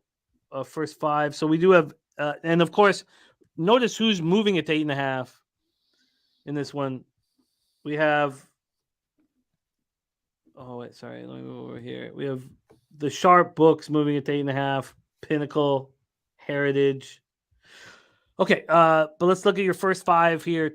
So we have a first 5 under from Ragu. I'm on it as well. Let's see if we can get him close to even money, which is what I got. And we have minus 110. Bodog has moved it to 4.5. See, can we beat that minus 110? Yes, no, we can't. Yes, minus 108 to bet online. All right, so Ragu is in. Ragu is in first 5 under 5 at -108. All right. Creekman says, out of all your plays on the O's, which is the best one? I think that you need to decide between the first 5 under and the full game under. And if Ragu is only moving on the first 5 under, then I think the first 5 under is the best look of my 3. All right. So this is the one bet that I didn't get. I was trying to get more information from the market and then moved to 3.5, and Bet Online was down, and I wasn't going to take a 3.5 when I could have had the 4. And I've been backing Mackenzie Gore as a road, or just backing him first 5, road or home. And I think he provides a ton of value. But I have this sneaking suspicion that Edward Cabrera could be great at home in this start. And that fact that I didn't move on the first 5 under 4 really upsets me. Maybe there'll be another chance today to get on it. And if there is, that probably makes me uncomfortable. DC Capper is on the over 8.5 in San Diego, Kansas City. Over 8.5. That's his top play. Thank you for sharing that with us, DC. And Griffin Canning from Gifted Cartels has struggled against the Cardinals and the Astros. The Astros has really been struggling against righties. Orioles money line for Gifted Cartel. Okay, so let me just get this DC Capper top play in so we can discuss that here. That game we've already locked down, that Royals Padres. But thank you, DC. Nupflashan says the question is, do we look at some type of Baltimore futures now? Generally you would say yes, we do, except the AL East is a minefield. It's just such a tough division. So that makes it difficult. But yeah, probably. Lone Depot Park in Miami, Florida. Mackenzie Gore going up against Edward Cabrera. Let's start with the line history here for this one. Sucks that this one got away from me, but is what it is. And it's all 3.5s across the board now in that first 5. I clearly missed it. And a big move towards the Nats now. Huge move. Wow. There's a huge move in the last hour. So opening up plus 117 now, even money on the first 5. From a total scenario, this opened up at 7.5 juice to the over. It's now juice to the other under. So a 13-cent move to the under. God, I hate this, but it's okay. These things happen. Gotta let it go. But this one got away from me. We have 44% of the tickets and 58% of the cash on the Marlins. That's interesting. That was one of the reasons why. Look, I don't mind not being on Gore. I made a ton of money on the Gore train, and I have this feeling like Cabrera's going to pitch well today. And the bigger bets have come in on the Marlins. But look, the market's moving quickly towards the Nats, so the books are opening up their arms to Marlins cash. 44% tickets, 53% cash on the over, but the market's moving towards the under. Wow. So Mackenzie Gore last start, 3-2 loss at home versus the Mets. He only went 4 innings, but he got the job done for us. 4 innings, 5 hits, no earned runs, 3 Ks, 2 walks. He seems to get in quite a bit of trouble, but gets out of it. On the road this year, he's been very good. 2.91 ERA, 2-0, just 21 2/3, but 253 opponent's batting average. Edward Cabrera on the other side. Look, we know his issue. 30 walks and 35 1/3, but he also has 49 strikeouts in those 35 1/3. Look, he's blessed with incredible talent. In his last start, 3 1/3, 2 hits, 4 runs, all earned, no homers, 5 Ks, 4 walks. It was an ugly loss. It was a win, but it was ugly performance at Arizona. At home, he's throwing 15 innings, 3.60 ERA, 208 opponent's batting average. He's 2-0. The Nats don't hit righties, 242, 649. Marlins hit him a little bit better, 239, 673 OPS. And both bullpens are a little below average. Take it away for us here, Ragu. Nats, Marlins. Remember my rule of 7.5, 7.5. You've been hearing a lot of first 5 unders out of my lips this show so far. So I lean that way again, but I take a little bit of pause here. So I believe if the bigger bets are coming on the Marlins, is that what you said? With yeah, but the line's moving in the opposite direction. Yeah, the line's moving opposite direction, exactly. So that I take a little pause there, But here's the thing too with Cabrera, they were saying that if he has a rough outing, he's possibly going to be sent down after today. That's the rumor. So we'll see what happens there. And then the Marlins are playing 500 ball with the Mets and the Phillies. They're sitting in second place at 500 with 21-21. I would never guess that this time of the season. How poorly the Mets and the Phillies have been doing early on, but it's still a lot of baseball to play. And I think I think this is going to be a stay off spot for me because I believe that he can pitch he might be sitting on a decent game possibly to kind of avoid that drop for him but if he has a poor start then the only thing I don't like too is that Chisholm's gone.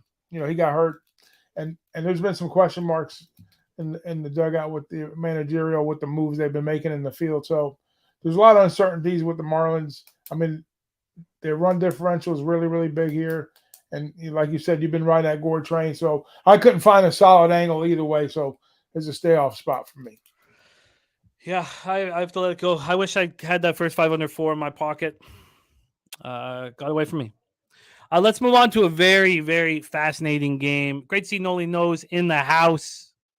Noli Knows, Red Girl, Nut Flush. Look at these OGs rolling with us.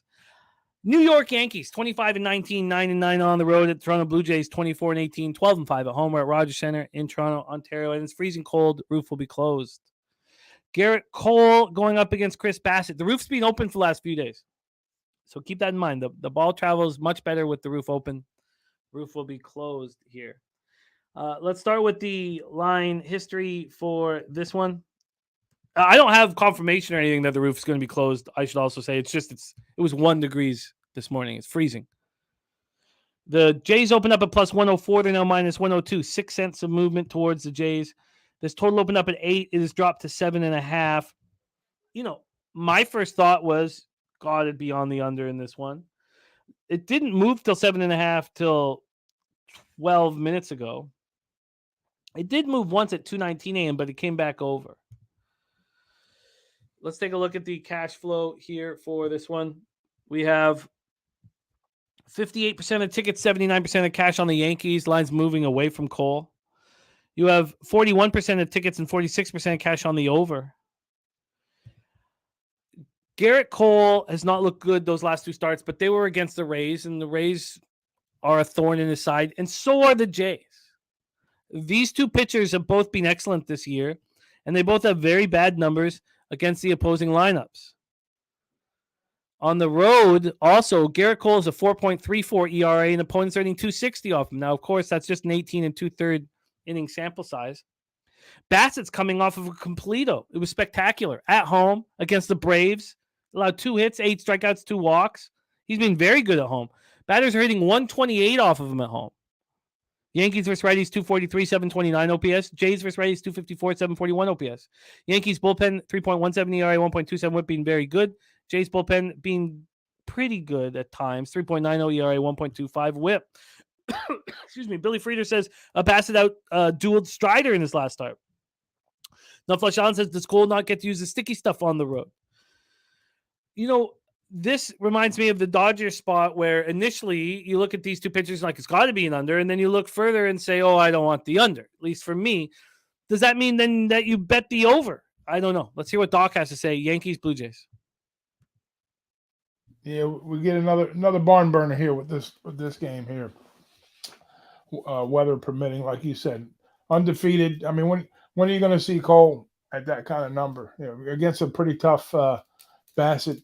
That's the Bassett Dom he wanted right there. He never showed up for the Mets. But anyways, whole nother story. Cole, 6-2 lifetime against these same Jays here. Bassett has opposed the Yankees just 1 time and a no decision. So how do we weigh this out? I mean, it's been basically the Judge show up there in Toronto.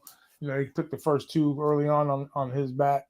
And that's how the Yankees roll. They roll either with the long ball or they stay home. So basically, if you don't think the long ball's coming today and you think the bats are going to be quiet, maybe weather permitting, I would my first thought was a full game under for both of these guys. I think both of these guys can go deep. If the bats go quiet, we get an easy under. We can get like a 3-2, 4-2 type of game, whoever wins it. So I'm gonna go that route. I'm gonna say both of these guys go deep, 7 innings plus. And I think Garrett gets 6 to 7. Bassett gets the same. And you think that put me on the first 5 under? No, I'm going to stretch it out. I'm going to take the full game under here. I get it. But these numbers are alarming against these 2 pitchers. Yeah, they are. Guerrero 357 with 2 dingers. Danny Jansen 333 with a homer. Kirk 385 with a homer. Springer 357. Varsho 333. Merrifield 316. I mean, they smash Cole. Look at Bassett against Bassett. Got every single. How many guys you have? You have 8 guys hitting 300 or better. Yeah, that's one outing. No doubt. There's not a lot of sample size against Bassett, but that'll keep me off of it. Yeah. And I haven't put down a full game under. This is the one. Let's lock it in for you, Ragu. I'd like to look at the cash flow one more time. I don't think I said over one time today. No. Noli's got to love that. 42% of tickets, 45% of the cash. It just moved to 7.5. I would love to be able to bet it. I won't though. Let's see what we can get you here for a full game. See if we can get you 8 here. Full game. Totals full game. Here we go. We have lots of 8s, but they're a little juicy. Let me see what I can get here. 125, 120. Oh no, shit. Sorry, that was 115 we can get you. Let's book it. All right, under 8 at minus 115. We're good. Under 8, minus 115. Piker says has to be a better way to make money than fading the Yankees when they're hitting or praying they don't hit dongs on and under. Mike M says sounds like a good game to narrow down to a same game parlay. Vlad RBI, Judge RBI, the over. Yankees full game. Going to be moving on it, but more to be decided. Piker says Yanks are hitting unders are off the table for him right now. Slight lean to Toronto off the game. Roger, that is on the Yanks. All right. I would love to bet the over in this one. I'm not going to. But I lean that way. Ragu's on the under 8, minus 115. Let's move on to the next spot on the board. We head to Fenway Park, Boston. Seattle Mariners and the Boston Red Sox. Red Sox, just 23-20 all of a sudden. 14-11 at home. Things change quickly in baseball.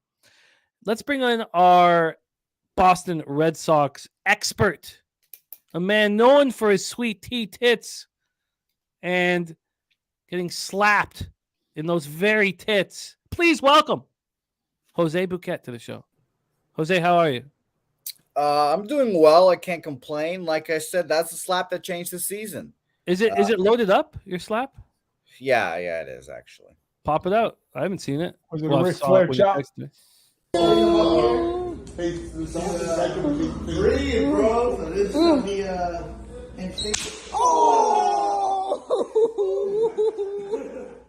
the slap that changed the season.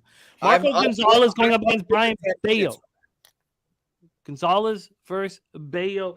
Let's take a look at the weather here in Boston. Chocolatey Waterfall giving you a welcoming there for you. I wish Chocolatey Waterfall would slap me in the chest like that. We all do. Let's take a look at the weather here in Boston. 50 Fahrenheit cold, man. 15.7 cold and windy. 15.7 miles per hour left to right. Gets down to 11.7. Very cold. Oh, AOD worrying about your sweet tits. No, there's still absolutely a mark on there. He's a good friend.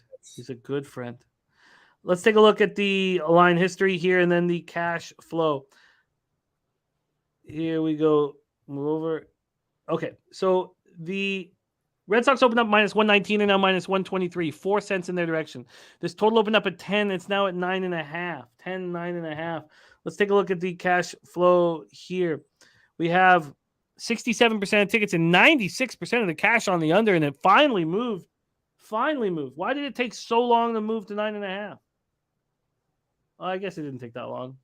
I had it at 9.5 last night too. But look, it goes down to 9.5 and then right back up to 10 at 6 this morning. Down to 9.5, right back at 10 again at 10:47 this morning. 9.5 to 10. So much money on. So it seems like it goes down to 9.5 and people sit there and hammer the over. That's very strange. 96% cash on the under and it keeps flipping. Then you have 36. Oh, wait. My bad. I was looking at the money line on the Red Sox. I apologize. The under has 36% of the tickets and 77% of the cash. Still a lot of money, but definitely not nice. Now that makes sense. 36.97. And then 67% tickets, 97% cash on the Red Sox. That is so much money on the Red Sox for the line not to be moving in their direction. That's crazy. Marco Gonzalez coming off a nice start at Detroit. 6 innings, 5 hits, 2 earned runs, 1 homer, 2 Ks, and 1 walk. He's been good on the road this year. 4.12 ERA. Points hitting 284. Maybe not great, but 3-0. Brian Bayo, is he coming off the start that changes the trajectory of his season? That was something that Piker thought was possible if he had a good start against the Braves, which he did. 6 innings, 6 hits, 2 earned runs, 5 Ks, 1 walk. At home, he's struggled. Points hitting 352. Now, that's just 12 2/3. Mariners just 232, 696 OPS versus righties. Red Sox 254, 742 OPS versus lefties. The Mariners bullpen is challenging the Orioles and the Rays and the Yankees to be the best bullpen in the league. The Red Sox bullpen has been a mediocre. Take it away for us here, Jose Bouquet, Mariners, Red Sox. I've had struggles with Mariners games basically all year. I don't know how to cap them. I don't know what kind of team they are. Their bullpens is really good. Their starting rotation can be really good, but their bats just never seem to be there. And those are the teams I particularly struggle with the most, by the way. And yeah, there you go, Mike M. Hey, if everyone's doing it, they should. I'm up over 10 units from that slap. It's been hilarious. I got slapped in the chest once, and I suddenly have found my stride here in the last 3 days. But yeah, I passed the Red Sox games of this series. Basically, I found it difficult. These two teams are going to be battling for playoff spots against each other. So maybe that's important for tiebreaker purposes, but whatever. They have a West Coast road trip after this that I'm sure the Mariners will be on as well. So I passed this game. I will say Brian Bayo, like I said yesterday with Nick Pivetta, and I said with him last time out, Pivetta, Corey Kluber. There's 7 guys on the starting rotation for 5 starts or for 5 spots. And they're always battling for their jobs. Pivetta yesterday was a real make or break start for him, and he pitched really well. Brian Bayo, the start before that was really like a big pressure start after Nick Pivetta shut down his pants. He succeeded there. How is he going to do after Pivetta pitches well the day before? Against a Mariners offense this month, they're 11th, 106 weighted runs created plus against righties, against righties. And the Red Sox, 111 weighted runs created plus against lefties. Marco Gonzalez is not my favorite pitcher. I never really back him. I usually fade him, but he's been fine this year. So it's a pass for me. I maybe lean towards an under because I do think both of these pitchers are good enough to hold these offenses down a little bit, but it's at Fenway Park, so it's tough to say. Yeah, I think I'd love to be able to get a 10. I see the under now. Let's hear what Doc has to say. Mariners, Red Sox. Yeah. Gonzalez has been pretty good. He's had his struggles against Boston over the years. I think he's like a 5.26 ERA lifetime versus them. And the last time he won is in 2019. So for me, it's Boston or pass. And Boston's done well in the series against Seattle overall, the past few series. So they got the split. This is the rubber game. I lean Red Sox, but I'm going to be off, and I lean up. I leaned over, actually. Even like when you said the 9.5's popping back up to 10, if I get the 9.5, I would lean over. If you get the 10 go under. So this could be like a 6-4 type of game, Boston's favor per se, but maybe look towards a team total with the Red Sox too. What can you get me on a team total Red Sox?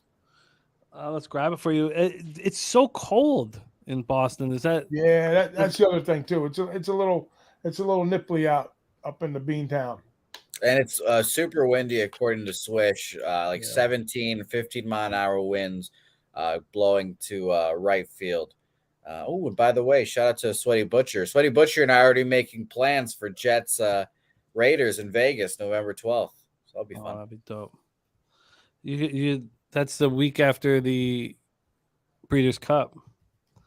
I do not have it blowing out. You have the wind blowing out in this game? Sideways to right field. It's not to right field at all. That's what Swish says. So but just left, right across the diamond. Oh, sorry. Okay, so when I hear right field, I think it's blowing out. No, yeah, I'm going just straight. Yeah, right across the diamond. Okay. All right. Put me off of it. I'm off.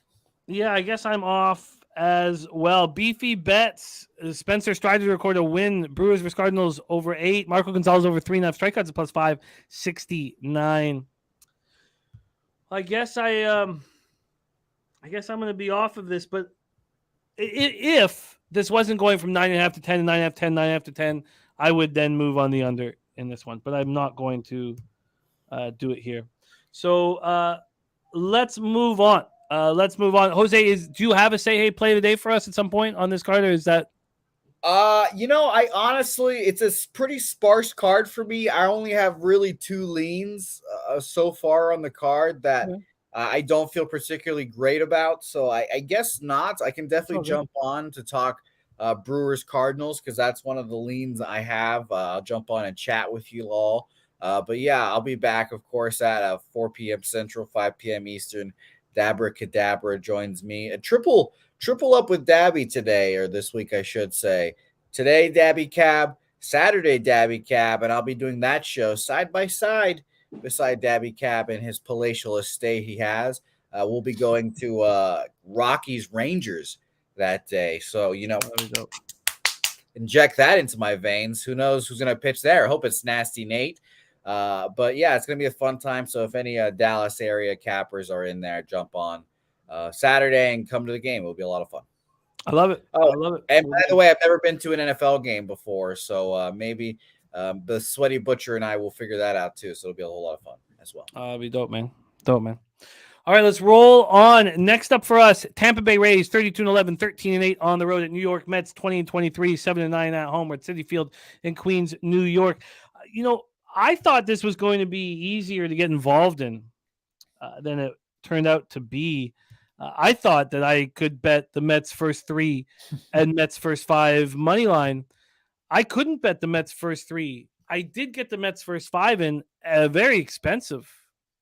It cost me minus 130. I could have got the minus a half at plus 100. And I didn't realize, for whatever reason, looking at this full game line, I thought I'd be able to get a Kodai at a decent price. That was not the case. Let's break this down. Great to see you, Jacqueline. Let's roll. And Saturday, Kyle Freeland versus John Gray. Jeffrey Stazovsky is on the Mets money line. Start with the weather here in New York. 60 Fahrenheit, 12 miles per hour in. Goes from 12 down to 8.5 by the end of the game. Let's get into the line history here for this one. Rays, Mets. We have the Mets opening up at, come on, let's get up here. Opening up minus 107. They're now minus 117. 10-cent move towards them. From a total perspective, it opened up at 9 and it dropped 8.5. It's dropped 8.5 many times and it keeps bouncing back up to 9. I'd like to see what the first 5. So they're not going to give me the pinnacle lines, but let's go to Bet Online. Bet Online opened this up minus 110 and it got to minus 130. Unfortunately, that's when I got it, minus 130. It got up to minus 135, but it's back at minus 130. So we have a move to the under and a move to the Mets. Let's see if the cash follows suit with that one. We have, where is this? Here we go. We have 49% of the tickets, 78% of cash on the Mets. Then we have 70% of tickets, 73% cash on the over. Mally Mal leaning towards the over. Real Deal Prime says Tampa Bay is a dog. Am I missing something here? Yeah, I'll drop the reason why I wanted the Mets early so badly. Josh Fleming has only had 1 start this year. He's the long reliever in the pen. I don't trust him. 17 strikeouts and 14 walks. He's been bad on the road. Opponents rating 321 against him, 5.40 ERA. Now it's just 13 1/3. Kodai Senga hasn't been that good this year. On the road, he's been bad. At home, he's been excellent. 17 innings at home. Now, on the season, he's throwing 37 innings, 43 Ks, 23 walks, bad K to walk ratio, 6 homers. His last start at Cincinnati got, lit up. But at home, 1.59 ERA, 167 opponent's batting average. I think he just rights the ship here. And Fleming is vulnerable. Rays versus righties, 269, 844 OPS. Mets versus lefties, 243, 716 OPS. Look, we know the Rays smash righties, but they've not seen Kodai. Rays bullpen, Mets bullpen, both quite good, although they've taken a bit of a hit of late. Take it away for us, Doc. Your Rays in action. I thought that I would be on both the Mets first 3 and the Mets first 5, but it was just too expensive for the Mets first 103. The full game's now minus 125. The first 5 is still minus 130, so that hasn't changed for me. Would you say that the ticket count and the cash was on the side? But I'll grab right now. And the Mets first 3 is minus 140, which is just a little too expensive. Cash wise, in this one, we have 52% of the tickets and 78% of the cash on the New York Mets, and the line moving towards them 10 cents. Wow. Okay. So it's not very. I wouldn't call it a public dog on the Rays either. So Mets seem like they're carrying the load here. I mean, I agree with you on the Fleming look, but he has had some little bit of success in small sample size against the Mets for whatever that's worth. But and I think, like you said, Senga at home, his numbers are a lot different there. So I would, Noli's going to love me again here. I would lean towards the under on the first 5 here in this spot too, because I don't know what kind of bullpen day we're going to get out of Fleming. If he gets touched up early, then obviously, it's an exit game for the Rays too. So probably the Mets are the right side look here. But if Fleming decides to throw a little bit and Senga's numbers at home, I think it's the first 5 under and the cooler weather too. So I hope Tampa doesn't screw me and get to Senga and put some crooked numbers up. But I don't think it's going to be the Mets. I think it's going to be Tampa. I think one team that does the damage is going to be Tampa to put the game over, not so much the Mets. I think Fleming will hold it down, and hopefully Senga does his job. I'm not worried about Fleming. I think he'll be okay in this spot here for the first 5 under. So give me the first 5 under in this spot here. The line is moving towards the over here, so you can get plus 103 at Pinnacle. That puts me in line with my plus 105. All right, you got it. So Ragu is locked in. Ragu is on the first 5 under 4.5 at plus 103. I'm on the first 5 minus 130. And we roll. We can cash. Both of us can cash that ticket. We roll on. And Piker has his number for Tampa Bay minus 130. So he's on the Rays full game. Let's roll on and bring back Jose Bouquet for this. Brewers, Cardinals. There was a spot that I liked on this as well, but it just didn't correlate to where I was able to pull the trigger. But let's talk about Busch Stadium in St. Louis, Missouri. Cardinals just 7-14 at home. Let's take a look at the line history here for this one. We'll start with the weather. 77 Fahrenheit, 5.8 miles per hour, slightly in right to left, goes down to 4.2. Not a big deal is the weather. DC Capper is on that over 8.5. And Gambler's first glance is in. It is the Toronto Blue Jays. Plus 100. A public on the Yankees line moving slightly towards the Jays. Gambler's first glance. We will go over that again. Mo Harris like in the Mets in that spot as well. Hope Race is doing all right. Let's go over the line history here. Oh, shoot. I pressed wrong. Let's go over to the Burns Liberatore. Liberatore, a 23-year-old first-round pick, 16th overall in 2016 out of high school. Let's take a look at what we are dealing with here for the line history. We know that Brewers don't hit lefties. The Cards are taking big money. 12 cents have gone to the Cards against Corbin Burns. That's pretty wild. From a total situation that's opened up at 8.5 and has dropped to 8. So there's a real belief in Liberatore here. And he should probably be the first person that we discuss. In Memphis this year, he's looked really good. 8 starts in Memphis, AAA, 4-1, 3.13 ERA, 1.17 WHIP. Last year in Memphis, he went 7-9. 7-9 with a 5.17 ERA. He didn't look great, and 1.38 WHIP. And he came up to the show and he started 7 games. He got into 9, 2-2, 5.97 ERA, 1.7 WHIP. But he looks locked in and strong here. Wine Time Sports is on the Cardinals minus 105. Wine Time says the Cardinal spot. Billy Friedrich says Cardinals are hitting well across the lineup. I watched most of the game last night.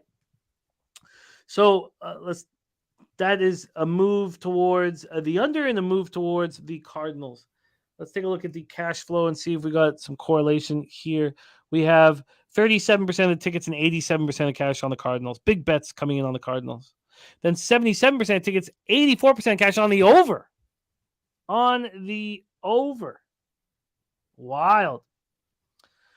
So public on the Brewers and the line moving to 63% of the tickets are on the Brewers, but 13% of the cash, and the market's respecting the sharp action on the Cardinals. Corbin Burns coming off an excellent start, but it was at home.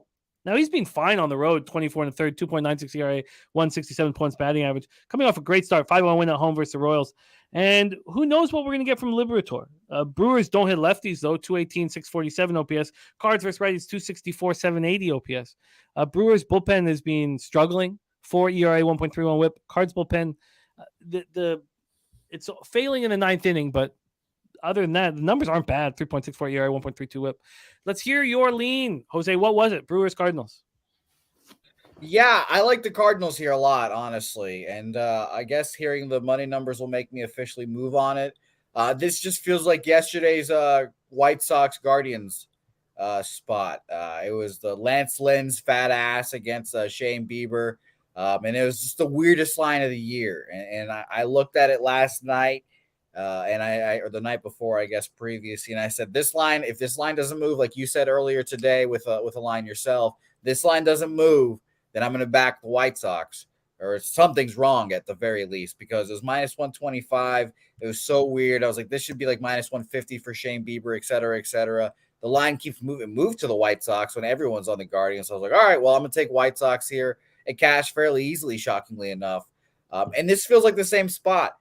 This line, normally with Matthew Liberatore, who I actually disagreed with him pitching well in Memphis. I thought he 4 earned runs in his last 2 appearances. I was like, okay, well, that's fine. Nice shutout 6-inning spot before those 2. But honestly, I think this is a Cardinals spot just based off the fact that this. Wait, you're saying he was pitching poorly in Memphis? I thought I thought he was. That's me personally. Just his last 2 appearances, 4 earned runs. I know his third start back, he gave up a 6-inning shutout. But maybe I'm just a snob about it, I guess, in AAA. I want shutouts. I don't know, but 1.17 whip. Yeah, I think I want it to be better. I thought it could be better. And I've never been a Matthew Liberatore fan, honestly. I've not seen it with him. Big, tall lefty that I just don't like watching pitch. But with Corbin Burns on the bump and the Brewers, who I guess you can call them a first-place squad, whatever, but you expect this line to be higher. This line has not moved. It was supposed to be Wainwright, and it has not moved. I think the Cardinals get to Burns here. And weird thing about this season, it's almost as if like a team got dominated by a certain pitcher last year, and then they just all turned their focus. Like, we cannot let this guy dominate us again this year. He crushed the Cardinals last year. Last year, it seemed like every start was 7 innings shutout, 7 innings shutout. And now Cardinals are arguably the hottest team in baseball. First against righties this month, 145 weighted runs created plus. They've boosted all the way to 3rd full season, 7-3 their last 10. Just as I was doing with the fading the Pittsburgh Pirates, it seems like it should just bet on the Cardinals every day, because it seems like they're going to start making their charge to first place. I also think, maybe we're a little late on this, but I think it's time to bet the Cardinals to win this division again. So I just think the Cardinals come out here. They beat the Brewers. I like them full game, -1, full game money line as well. I was actually in the process of trying to see what good plus money I could get on that -1 here, since I have to look for the -1.5 there. But I like the Cardinals. All that to say, basically. You want them full game?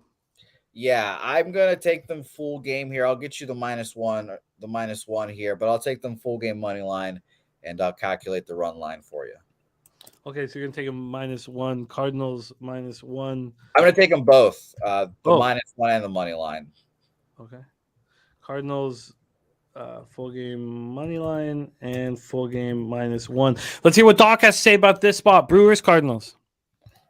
Cardinals are one of them teams, man, for me. Like, what was the team you said? The M's for you, the Mariners? They're that team for me, too, but not so much this year. They've been in the past. But they are fucking streaking hot right now. They're the number one team against righties in the league right now. And, I don't think Burns is getting the respect that he deserves for this particular outing because he's going up against a hot team, the hottest team in the league, like you said. So does their offense carry the kid moving up? I don't know. I think the Brewers bats, they can be suspects at times, but I see a lot of runs in this game. I see double digits here. I see we breaking 10 runs here. It gets way over the 8. I finally get to say over this game. Easy over. Well, let's line chop for you on. And then, by the way, you said, what was the game we talked about, the White Sox? I said, thank me tomorrow on the show. Remember I put that in the chat yesterday? Yeah. It was just the weirdest line. It was the weirdest line of the year right there. Just wasn't moving, and everyone was on the Guardians, and it made all the sense in the world. And then by the time my show started, it was minus 112 Guardians when it was minus 125 the whole day. I was like, well, this is ridiculous. This has to be bet. And it seems like by game time, this is going to be like minus 110 each way. And everyone's just going to be like, Burns, Brewers. And then somehow the Cardinals offense, and they've been hot. They get to Burns. What do you think? What do you think that's going to happen with the Brewers offense against Liberatore? They've been the worst team against lefties the entire year, basically. Yeah. They've picked it up a little bit. They're now 28th, 77 weighted runs created plus. In the last month, they've got 89 weighted runs created plus. That's 23rd. So it's a little better. And again, I'm not a big Matthew Liberatore guy. I really don't like him as a pitcher. He's just a gigantic, lanky lefty that really does not impress me much. But the line seems to be saying the Cardinals are live here. They're a hot team. The bats are there. And he's been up in at least he's been up in the majors before. Like if this is a debut start, I would be a little more trepidatious, but he's been in the majors. He's seen this before. Jimmy, we love an angle of a guy getting called back up and wanting to stay up in the majors. Maybe a little Kyle Bradish-esque from last year. Who knows? But yeah. You got it. What were the numbers for your full game money line and -1? My full game, I got minus 105, -1 money line, full game money line minus 105, -1 plus 134. You are locked in. Jose, stay hot, my friend. Stay hot. Get that cash. Hey, give me one more play for me. Yeah. Yeah. Since we're so hot on these red hot Cardinals, I'm going to take the team total over for 3.5. All right, let me see what I can get you here. Head over to Penny and see what they will offer us. So the team total over for the Redbirds, we can get you. Here we go. Team total over 3.5 minus 117. All right, let's do it. You got it. I am off of this spot. Does not make me feel comfortable. Off of this spot. Let's move on to a bet where I just felt like I had to make it. I'm very curious to see if I continue. Sorry, what was that, Doc? What'd you get me for the 8? The 8 you got plus 100. Plus 100. Thank you. No problem. Atlanta Braves at Texas Rangers, Globe Life Field in Arlington, Texas. Spencer Strider is an excellent pitcher, and Nathan Eovaldi has been the best pitcher in the league. Maybe Rodriguez in Detroit would have something to say about that, but Eovaldi's just been the best pitcher in the league over the last 3 starts. His last start, another 12 Ks, 8 2/3. He's gone at least 8 in his last 3 starts. Slow Jams Arsenal is on Rangers money line at plus 130. I do not believe that the Rangers are as good as their record indicates. It's been pretty impressive. You know, Corey Seager came out of the gate incredibly strong, and he's been out, and they've kept rolling. And I went over their numbers because I was looking at futures last night wondering, is now the time to take the Astros to win the division? And I don't know if it is. They were minus 115, and I was like, I don't know. But I don't know if I trust the Rangers. But Nate Eovaldi's been nothing short of spectacular. Let's talk about this spot here. First off, we'll take a look at the line history for it. Strider, Eovaldi, Atlanta, Texas. We have the Rangers opening up at plus 136. They're now plus 133. It's been that way the whole time. Like it's pretty much been that way the whole time. A very, very slight move towards Texas. This total opened up at 7.5 as a pick 'em. There's been a 2-cent move to the under. So almost no movement in this baseball game. Mike M says today's an 18-7-1 spot to the over. Let's take a look at the cash flow for that. You have 72% of tickets, but just 51% of cash on the Braves. So they're public, and the market's not moving towards them. Then you have 39% of tickets and 82% of cash on the under. A market's not moving towards the under. Very, very confusing. So Strider is excellent. Coming off that 3-0 loss at Toronto, he was excellent. 6 2/3, 5 hits, 2 runs, just 1 was earned, 12 Ks, 1 walk. On the road, he's been great. 3-1, 1.90 ERA, points hitting 171 against him.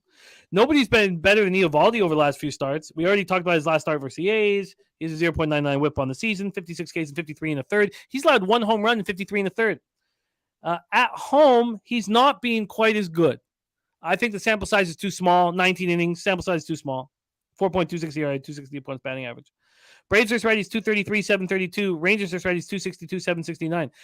Here is another spot where we have spectacular starting pitchers, and the line's not moving towards the under. The bullpens have been mediocre to good. Braves 3.93 ERA, 1.23 whip. Rangers 4.35 ERA, 1.24 whip. I had to take the Rangers' first 5 plus a half at minus 115. I just couldn't believe it. To get a pitcher who's been so good, and maybe I'm walking into a trap, but to get a pitcher who's been so spectacular plus a half at minus 115, I was like, look, I've got to bet it. So that was my move. Rangers first 5 plus a half minus 115. Big Ragoo, take it away. Braves, Rangers. That's a great breakdown. Either way you cut it in this game here, I mean, you got the Rangers. It's got right now they got the I think the highest league average of runs scored per game. You got the unbelievable pitching matchup. The Braves can hit the daylights out of baseball all day long. So, and then that number's hanging at 7.5, which kind of, with this pitching matchup, you're like, hey, it should be a dead under, right? But you have these offenses that are so fucking capable of exploding at any point in time during the game. So, and all you need is one of these pitchers to kind of fall off kilter a little bit to kind of grab you an under, right? Or grab you an over pretty quick. But I went back and forth on this thing every which way, and I could not, this is probably going to be the best game of the day, I think, on paper it is anyways. Not to take away, there's some other great matchups too, but I think this is probably the best one to on paper. Man, I couldn't come to a conclusion on either way. I can make an argument for an over, I can make an argument for an under, I can make an argument for Braves, make an argument for the Rangers. So I couldn't make my mind up. I went fucking back and forth, and it's just there's too many great qualities on both sides of the ball here. And like you said, we keep waiting for the Rangers to kind of fall off. But when you got Dunning that's undefeated, and you got what Rivaldi's doing, so everything's been holding up for the Rangers here, and that's probably one of the bigger surprises in MLB this year, as far as how they've been able to hold on and do as well as they're doing. So as much as I hate to do it, I got to pass. No, I get it. Coach Reno says, if you like first 5 on a full game, considering how bad Atlanta pen has been, I am much more concerned with the Braves lineup than the Rangers lineup. I know if we look at against righties, the Rangers have been better than the Braves. I don't believe that will last through 162 games. The Braves scare me. Both bullpens have been poor of late. So I just can't believe I could get a plus a half with the Eovaldi, and maybe I'm walking into a trap, but I'm shocked. No argument. That presents value right there. The half a run could be big in that spot. The first 5. I definitely. Pitcher. So that's my thinking, Coach Reno. But I can understand you wanting to go full game. I can understand it, but I just think this was a huge advantage they were offering me, and I just took it. And Strider has some sick K numbers too. Oh, does he ever? 12 Ks in his last outing. I mean, he's just been an absolute monster. 79 Ks and 46 2/3. Yeah, it's crazy. Crazy. All right, we have 2 games left on the card. Let's break down the second to last one. 8:10 p.m. Eastern. Chicago Cubs 19-23, 8-12 on the road at Houston Astros 23-19, 10-11 at home. We're at Minute Maid Park in Houston, Texas. Drew Smiley on the hill for the Cubbies. Lefties being good this year. 4-1, 3.05 ERA, 0.97 WHIP, 44 and a third, 38 Ks, 10 walks, 4 homers. Last start was very good at the Twins. 6 innings, 4 hits, 2 earned runs, 4 Ks, 1 walk. He's been a little worse, on the road than he has been at Wrigley. 23 and a third on the road, 3-1, 3.86 ERA, 2.56 opponent's batting average. Joe Yurkovich, I get it. I can understand Eovaldi. I mean, he's not going to be this spectacular, and he hasn't been great at home.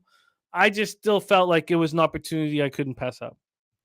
JP France on the other side here, 6 2/3 last out, 3 hits, 1 earned run, solo shot, 3 Ks, 1 walk, and 5-1 win at the White Sox. This is his first home start of the year, and I'm not sure what he's going to give us, but I know we have cappers in the chat that are high on him. Cubs are hitting 256, 734 versus righties. Astros almost the same versus lefties, 246, 730. Cubs bullpen 4.18 ERA, 1.23 WHIP. Astros bullpen 3.278 ERA, 1.16 WHIP. Let's take a look at the line history here for this one, and then the cash flow, and then hear what Doc has to say. It looks like I have to go over everything, but it looks like I have not added anything, just the 7 bets that I'd made before the show starts. We'll go over all that. The Astros opened up minus 148. They're now minus 161. They got up as high as minus 169, being 8 cents a buyback. 13-cent move to the Astros. From a total standpoint, it's opened up at 9, minus 114 to the under. It's now 8.5, juice to the over. So a move to the under and a move to the Astros. Cash-wise here, we have 73% of the tickets and 52% of the cash on the Astros. So bigger bets have come in on the Cubs, but the line's pretty clearly moving towards Houston, even though there's been some buyback. 66% of the tickets, 85% cash on the over, and it's dropped from 9 to 8.5. Rocco Rogers high on Francis. France is that guy. This is a game that makes me feel really uncomfortable. I don't feel like I have an edge that I can count on here. Let's hear what Doc has to say. Take it away, Cubs, Astros. You feel like this game, like I felt about the last game. This one I feel a little bit differently about. I bet against France's first game, and I think I lost that particular game here. But he's been. I mean, they got their money's worth with this kid. With the 3 starts that he's had. He's paying dividends for him. I mean, his numbers are really good. I mean, not in the win category as far as his record shows, but he's been pitching pretty good. And like you said, first start home. And I know with Smiley, the wily veteran that he is, his numbers are pretty decent also. And Houston, they're not hitting lefties like they used to. I think it's a buy-on spot for Smiley here. I really do. I think this presents an opportunity early in the game for the Cubbies to take the half a run with Smiley, back him up here. And if anything, I think he has a pretty decent outing early. I was even thinking about a first 3, taking a swing with the first 3 on the Cubs at a plus 120 price. Huh. Interesting. I can't get the line history at Pinnacle for whatever reason on this site for first 5s. But Bet Online, it's not moved. So this full game has gone 14 cents and had gone 16 cents towards Houston. But first 5 is not moved. It's interesting. What did you want to make official here? Yeah, I'm gonna take let me see. I'm gonna take the first 3 Cubs and on the money line at plus 120. You got it. Yes, it was, Piker. 82%, I believe. The first 5's the same price also, by the way, but I'm going to do the first 3. First 3 at plus 120. First 3 Cubbies at plus 120 for Ragu. Anything else you make official, or do we move on to the final game? That's it. Lock it down. All right, let's move on to the final game here on the board. Guaranteed rate field in Chicago, Illinois. Guardians 19-22, 10-10 on the road. White Sox 15-28, 8-12 at home. Let's start with the weather here in Chirac. We have 52 Fahrenheit, 9.4 miles per hour, left to right, slightly out, between 9.4 and 8.1.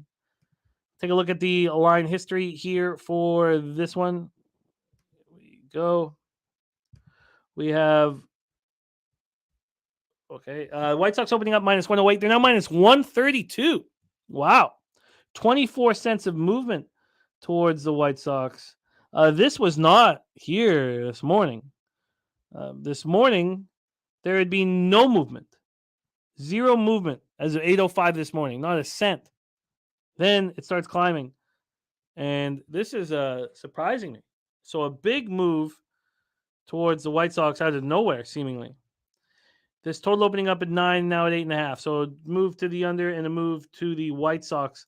Let's take a look at the cash flow for this one. 78% of tickets, 84% of cash on the White Sox.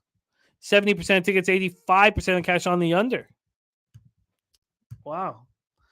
All right, we have Peyton Bettenfield. Who's not look, he's had some unfortunate luck.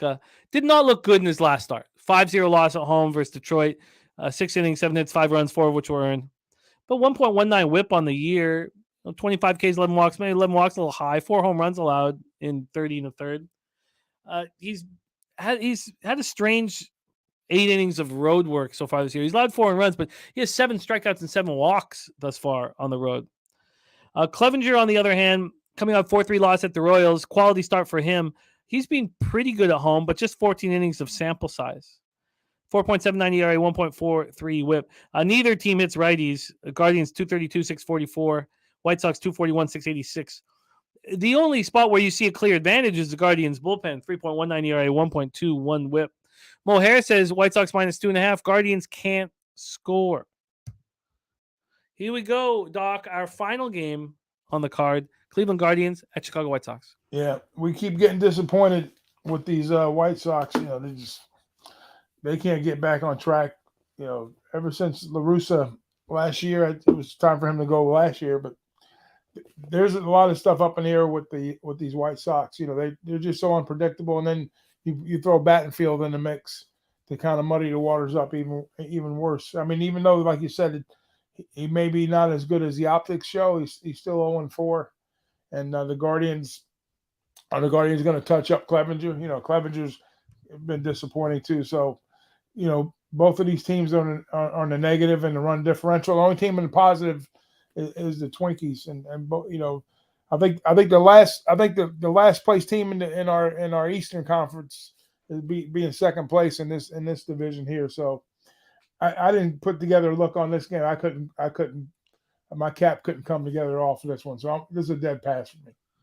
Yeah, I did not feel comfortable here, but look at Mike M. loving the first 5 over 4.5 here. Yeah, well, see. Billy Friedrich also says Guardians without Jose Ramirez, notorious Sox killer.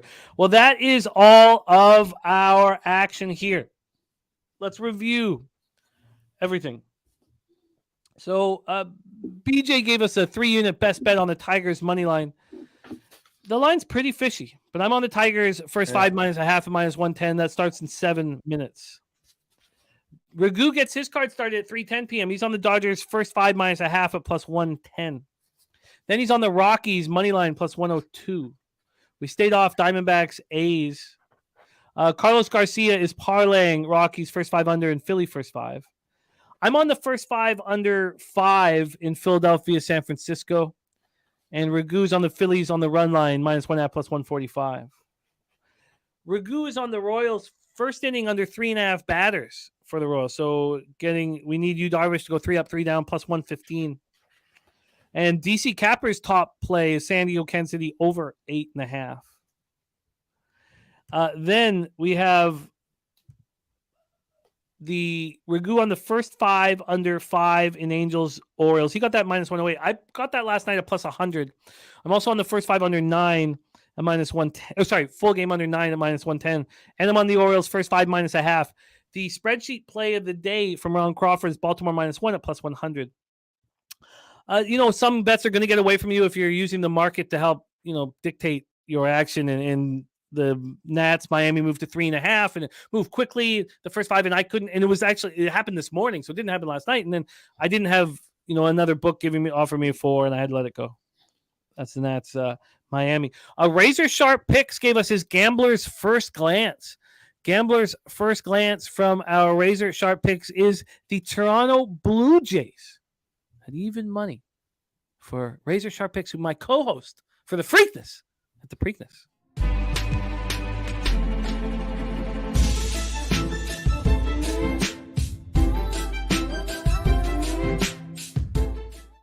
Ragu moved on the under 8 at minus 115 in that game. I'm off. Mariners, Red Sox, we stayed off. Ragu's on the first 5 under 4.5 at plus 103 in Tampa, New York Mets. I'm on the Mets first 5, but I paid the juice minus 130. Jose gave us the Cardinals full game money line minus 105 and the Cardinals full game minus 1 at plus 134. Ragu gave us the over 8 in that spot and the Cardinals team total over 3.5. I'm off of it. I am on the Rangers first 5 plus a half at minus 115, and I love it. But confidence does not equate to cash, but it's just shocking to me that this would even be offered. Let's just go back to it right now quickly. I just wanted to make sure it's still available right now. First 5 plus a half minus 115, sitting there right now, still available. Ragu's on the Cubs first 3 at plus 120, and we stayed off Guardians, White Sox. That is our action. Ragu, it is a treat to rock with you every second Wednesday. I'm excited that you'll be joining us for the Preakness. I did send you that DRF already. Yeah, so thank you for that. I seen the email. My absolute pleasure. Nice to get it early. I'm a few races in. For me, the more work always correlates with more winnings, because for me, then I tail less because I've done the work. It's important for me not to tail. You know? So unless you get a bunch of scratches and you got to rehandicap the race again. But it looks like weather's going to be decent. Looks like we're not going to worry about that. I'm excited. That derby was a fucking mess, wasn't it? Yeah, it was. I'm very, very, very excited. Very, very, very excited. That is our show for today. Please follow Ragu on Twitter at Big Ragoo 62. Doc, any last words for the Capper Sport in the show? All love for our guys in the chat. Always, like I said, always a pleasure to be here every other Wednesday with you guys. And, look out for other stuff we always have coming down the pipe. And shout out to our guys back home. I love it. Razor said, did you find us 40-1 shot yet? It was 35-1. But God, that felt good. Still feels good, Razor. And we'll be not yet, but I'm digging deep. I'm digging deep, and I'm very, very excited. So excited. So excited. Ever since Razor made us take a shot at 10:15 in the morning to start this show, I'm cashing, baby. How's Razor's future action, by the way? Does he have any more futures? You'd have to ask him. Jose. Okay. I see you're very, very impressed. You might get another titty slap if you keep this up. I mean, we're there. We're there. To help me in the baseball season, maybe it'll help Razor's futures. I don't know. Tone Miggins got our show started by telling us that the Celtics can suck a donkey. That's what he said. He said Heat money line plus 280 and Heat plus 5.5 at plus 158. Alternate lines for the Miami Heat. Let's bring on your next guest, our NBA expert. He gave us Max Strus over 11.5 points, an easy casher on our show last Wednesday. Now 59 and 51, 53.6% plus 6.74 units, an ROI of plus 6.13%, and an average line of just minus 102. The man is the truth. Please welcome from Los Angeles, California, Darryl Rice to the show. It's Darryl, baby. Darryl, how are you? Yo, I'm doing good, man. Good to be back. It's fucking Wednesday. It's Wednesday, man. It's a good day, man. Like I say, any day on this side of the grass is a good day. I'm not going to wait for you this time. I'm not going to wait for you this time, Don. Sure. But yeah, man, it's good to be back talking ball. Peace and love to everybody in the chat. I see Jose repping his fucking Boston jersey today. I guess he's on Boston heavy today, I'm assuming. You're next, Darryl. Don't you worry. You guys aren't going to give us jokes anyways. I don't have to worry about you guys fucking. Wow. Wow. At least he doesn't call it shooting hoops anymore. I know. Game 1 of the Eastern Conference Finals. Yeah. When the Atlanta Hawks took out the Miami Heat in the first playing game, could anybody have imagined that we'd be sitting here with the Miami Heat of Boston Celtics for the third time in 4 years in the Eastern Conference Finals? Also, the 10th time in the last 14 years that the Heat or the Celtics or both have been in the conference finals. Wine Time Sports, he's on Boston -8 in this one. Wine Time says public is hammering Miami. They are. AOD liking the Heat. Let's break this down.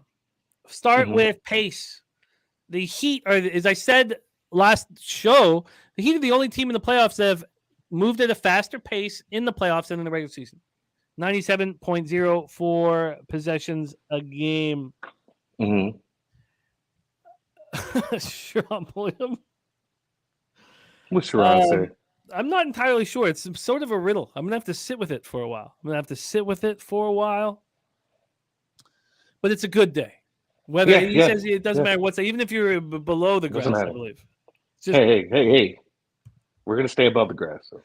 Celtics regular season 99.15 possessions a game, 20th in the NBA. The Heat were the second slowest in the NBA. Now the Celtics are playing at a slower pace than the Miami Heat, 96.95 possessions a game. Burn one says, fun times Miami last year. He was at Game 7, Boston versus Miami. Mm-hmm. Billy Friedrich says Heat are plus 468 to win the series. So if you like them Game 1, doesn't make sense just to bet the series price and hedge if needed. Let's take a look at the line history here, the cash, and then hand it over to our man, Darryl. The Darryl, baby. Mm-hmm. Let's move over to NBA. Here we go. We know that the spread has been getting bigger. We saw 8.5 before the show started, and that's what we have right now. We'll take a look at the Pinnacle's movement here. Boston opened up. Oh, that's not Pinnacle. Let's go with Pinnacle. Boston opened up at -8 at even money. They're now -8.5, but that's at -102. It moved to 8.5 over at Penny a couple times. The first move was towards Miami. It was on Monday. So this line came out Sunday night at 7:49. On Monday morning at 9 a.m., it moved to 7.5. Then at 2:13 p.m., it moved to 8. Then at 4 p.m., it moved to 8.5. Then yesterday at 11:51, back to 8, 8.5, 8. It is now sitting at 8.5, juice to the Heat. Let's take a look at the total for this one. Opening up at 210, now 211.5. So a 1.5 point move to the over. Let's take a look at the cash flow and see if it all correlates here. Move over to NBA. Sorry, just taking a second. Here we go. We have 79% of the tickets, 82% of the cash on the Heat, and yet the market has moved to 8.5. Total-wise, 83% of tickets and 77% of cash on the over.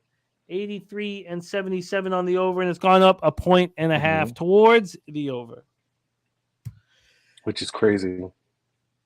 The Celtics, so with third time in 4 years, we're watching this matchup, and this is the third coach for the Boston Celtics, which does add a layer of trickiness. Tatum coming off, putting up 51 in that 112-88 victory. He scored 30 or more 5 times in these playoffs, going up against Jimmy Butler, who's averaging 31.1 in the playoffs. The Heat go to their zone defense often, and at times the Celtics have struggled with it. Take it away, Darryl. The floor is yours. Game 1, Eastern Conference Final, Heat Celtics.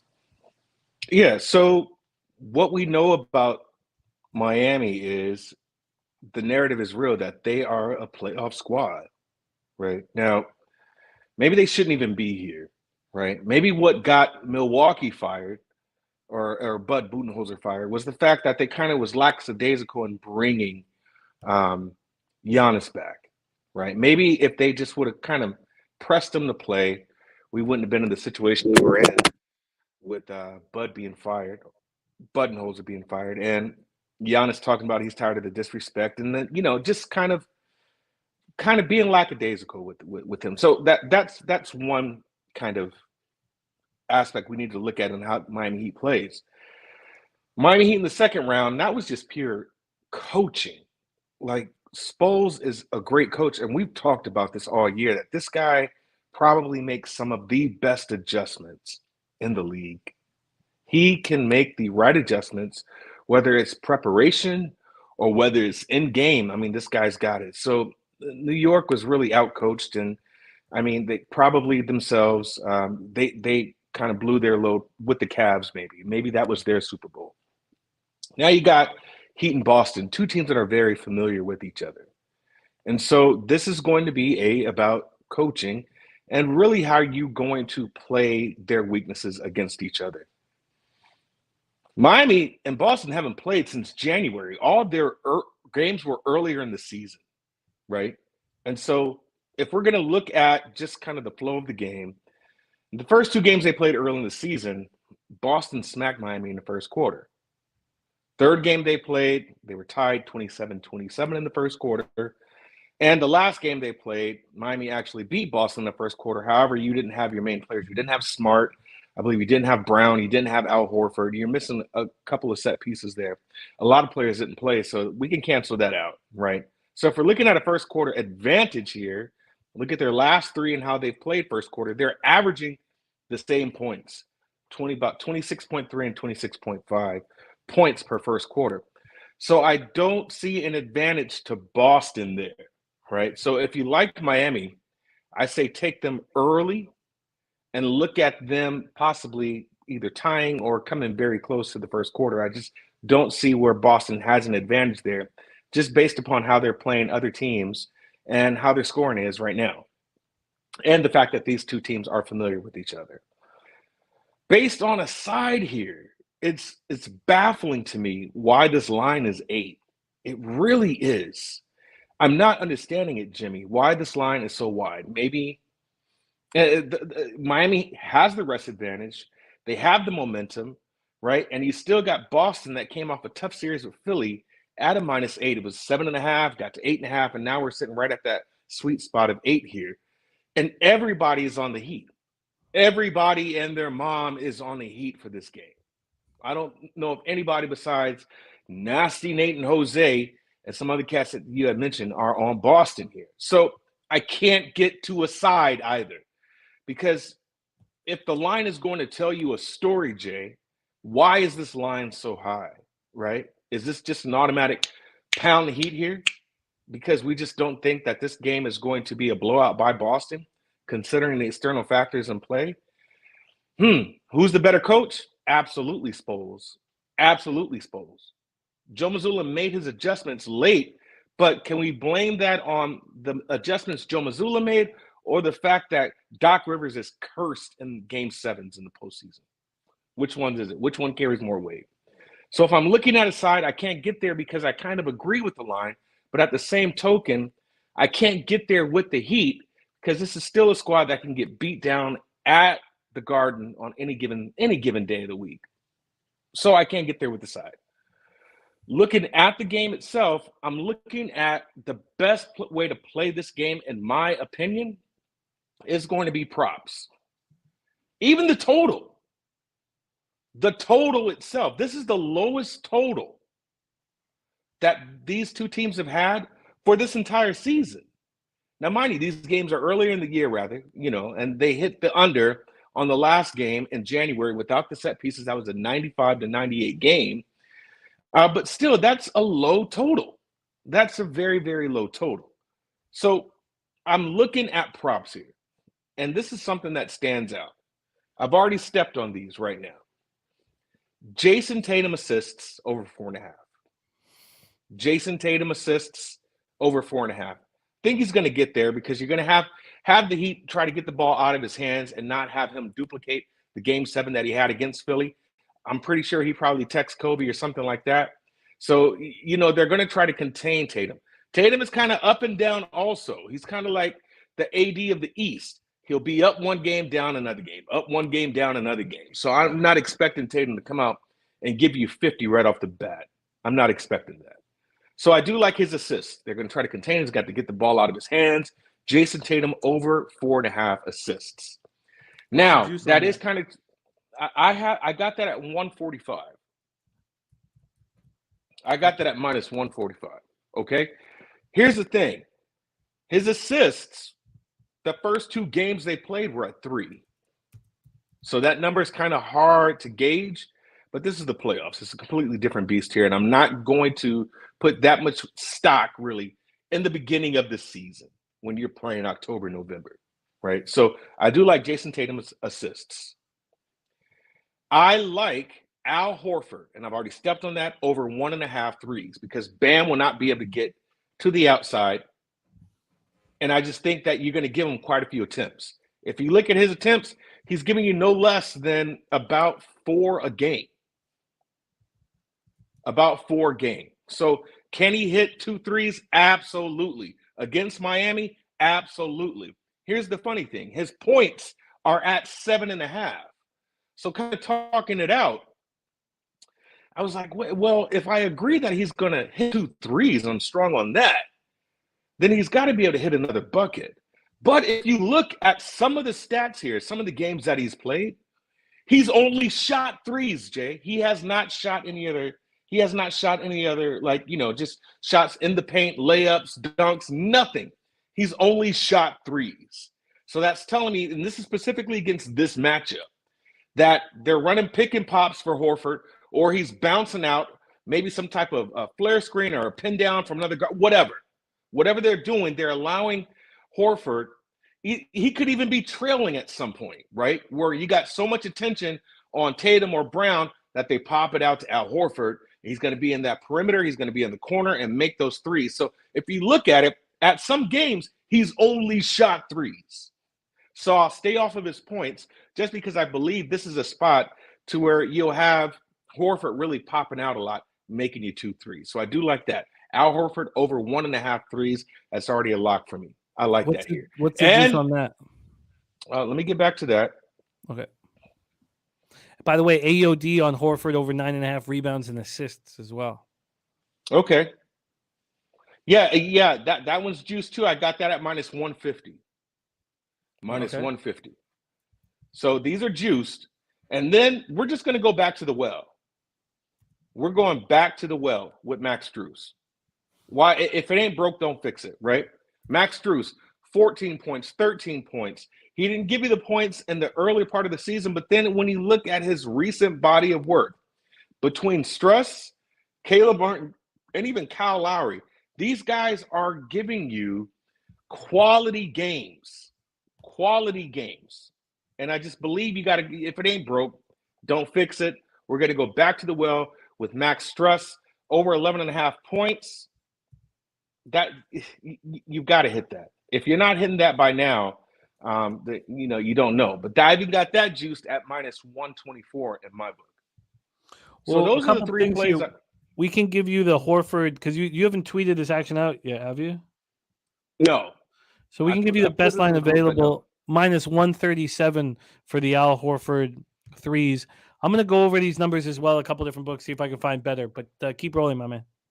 So Max Struss right now, man, this guy, if you don't think that he is a serious glue guy, somebody that matters and you're not paying attention, I don't believe that you'll have the best defender who is supposed to be Marcus Smart on Max Struss. I believe that's a Jaylen Brown matchup. And you know that Jaylen Brown does not really play defense. So I believe that Max Struss will have some open looks. He's another one that's giving you no less than 3 or 4 3-point attempts a game, right? And so we're having this guy at 11.5 points. Would not be surprised if we get to the number 14 again with Max Struss. So those are 3 plays I really like, 3 prop plays I really like. I can't get to a side because even looking at the analytics website, they've got this game at 8, in which the way the analytics site works is it takes a bunch of different models and it compiles them, and then it gives you the deviation, right? So it gives you the standard or predictive standard deviation, and then they pile all those numbers together, and then they average it out of what the number should be. So with all the other models that are used and put into effect, this number is coming in at -8, which is baffling to me, absolutely baffling to me, because I can understand why everybody's on the Heat. Maybe it's one of those things where, Wham like the Heat. Maybe I shouldn't overthink it, Wham. You know what I'm saying? Maybe I shouldn't have to make it as hard as it is. But it's just some things I'm not understanding about this actual number here.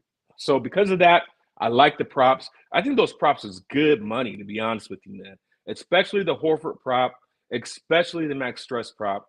And I do believe Tatum is going to be kind of locked down here. And since he's up and down, he's not going to give you that 51-point game. He won't give you that until it matters, right? Until he comes in his Mambas and his Kobe armband. You know what I'm saying? That's when it's going to matter. So for right now, this first one a game in which Miami can really steal here, I like him to pass the ball and get it out of his hands. So those are the 3 pops I like. I believe those 3 are going to cash. Great breakdown. I love it. We touched on the spread. We touched on player props. We haven't fully touched on the total, and I just want to touch on that before we put a bow on this. This total's gone up 1.5 to 211.5. Slow Jams Arsenal says it's going to be a rock fight. Says game gets muddy, may not hit 200. He's asking about Tyler Hero. Hero is still out indefinitely. He's out, yeah. Doesn't mean we won't see him if this game goes 6 or 7. Right, but right. Don't expect which is why you have these role players. Yeah, this is exactly why you have these role players, and it's a good time to jump on them. Caleb Martin might be a good guy, but I have to see it first because we got to see how Spoelstra is going to roll out these rotations, who's going to get more minutes and such. But game 2 will have a better $500 free bet on the total at 211.5. What would you bet? Over. I would take it over. And the only reason why I would take it over is just their last 2 games that they played. One was under, right? That was under because you were missing everybody. You're missing everybody for Boston. You're missing Brown, Malcolm Brogdon, Marcus Smart, and Al Horford, right? So you're missing everybody there. And Tyler Hero didn't have a really good shooting game in that game. But if you look at the game they played prior, right, went over by 9.5 points. Look at the game they played before that. These totals were 226.5 and 225. The 226.5 went over by almost 10 points. 225 went over by 30 points. And then, of course, October, which is the beginning of the season, that game was at 220, and it just went under by 5.5 points. So if you ask me, 211 is low.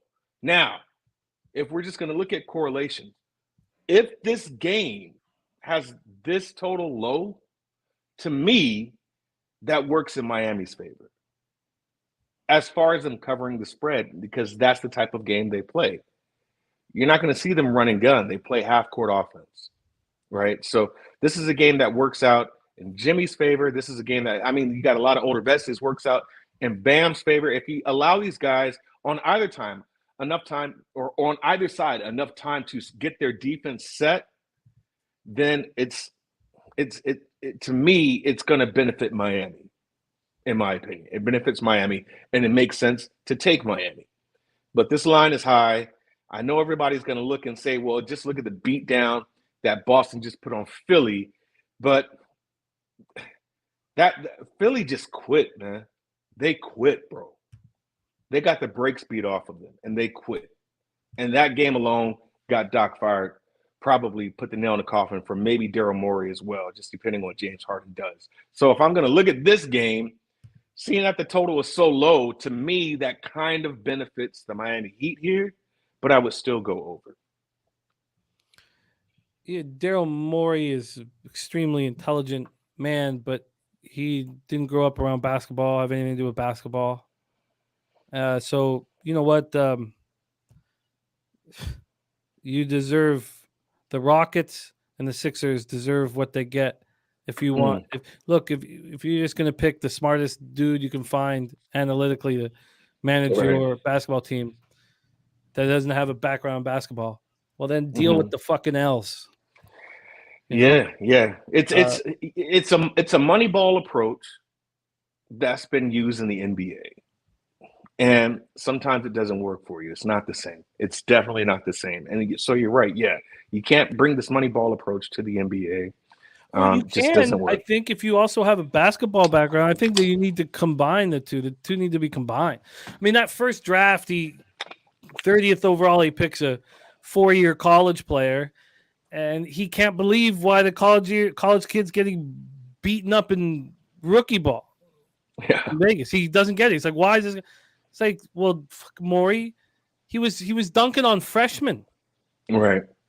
Do you know basketball at all? But that, whatever. He's a very smart man, but I don't, I think you want someone with a basketball background. Let me ask you about Kyle Lowry. He's averaging 10.1 points per game in the playoffs, playing 25.5 minutes per game. What is your expectation of him in this series? His point total prop is at 10.5. 10.5, yeah. What are your expectations of Kyle Lowry? I think Kyle. The problem that I have with his points, because I was looking at his points, right? You can't utilize Kyle as a scorer here. He's going to have to be a disruptor. And he's got the experience to do so. I mean, he's a champion in Toronto, right? So Kyle's just going to be more that scrappy guy to me. I think he's more of a disruptor. I don't know if Kyle's going to be the score first here. 10.5, it's not that much. I mean, it's under Max Struss. But at the same token, I don't think that's Kyle's game this series. I think he's going to be more of a cerebral guy that's got to get in the heads of these younger players to kind of disrupt them. So, again, this is one to where you look at the first game to see what they're doing, and then you know how to gauge the games moving forward. But I wouldn't touch Kyle right now, only because I don't know how Spoles is going to really use him. Is he going to play free and just kind of go balls to the wall? Or is he going to kind of be that guy that helps? Now, I mean, I believe there's an article that came out about specifically Kyle Lowry and Caleb Martin being used the way they've been using this in this postseason here. But against Boston, I think you need more experience here and that experience be a disruptor. Not if you're going to leave the scoring to somebody, leave that to Bam if he is going to give you over 17.5, in which that is a lean for me. Bam Adebayo under 17.5 points. Because I don't think he's going to score like that at all. So that would be my under. It's a lean, but it's going to be a Jimmy game, right? You're going to have Jimmy get out there and score. You're going to have Max Struess get out there and score when he gets on the floor. Duncan Robin when he gets on the floor. Caleb Martin, Kyle Lowry, he could be up and down. I just think his role, for me, in my opinion, is just to play a disruptor, really be a defensively aggressive, strip the ball, grab for steals, things like that, be a hustler. But as far as trying to get to the basket and score, I'm not sure how to gauge it just yet. Let's bring on our producer, Jose Sweet Tea Tits Bouquet, and see how he is betting game one of the Eastern Conference Final. Jose, take it away. The floor is yours. What's your action? Just a reminder to everyone, down 3-2, the Celtics come back and beat the 76ers. And on that day, I told everyone what the NBA championship would be. I told everyone what the script would be. I said the facts came through. And I told you guys it'd be Denver Nuggets, Boston Celtics. I won't talk about the winner of that because it makes me sad. Yeah. Why would you say Denver Nuggets? That the NBA doesn't want a better team. If there's a script for the NBA, if there is a script for the NBA that's in play this year, it is absolutely Boston and LA. It's going to be the chase for number 18. What better script could you write?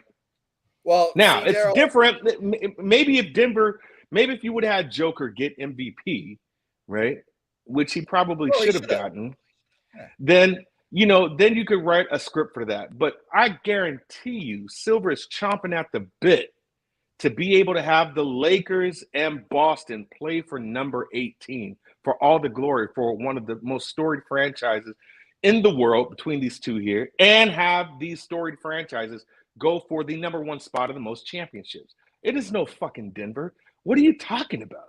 It is not even close to the NBA writing a script for Denver.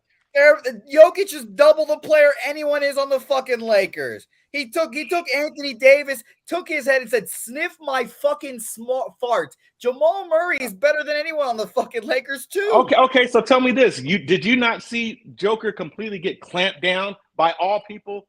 Rui Hachimura clamps his ass down. How many shots did he take? Like six shots? Like six possessions? What was it? Exactly. 2 shots? Exactly. So what I'm saying is you saw the adjustments being made by the Lakers in the second half. Wait till game 2. I guarantee you. Wait till game 2. And mind you, Denver, this is the same team. This is the same player that scored 53 points and still lost the game, Doc. And still lost the game. How dare you say the NBA Suns are better than the Lakers? What are we talking about Boston? Here? The Suns are better than the Lakers.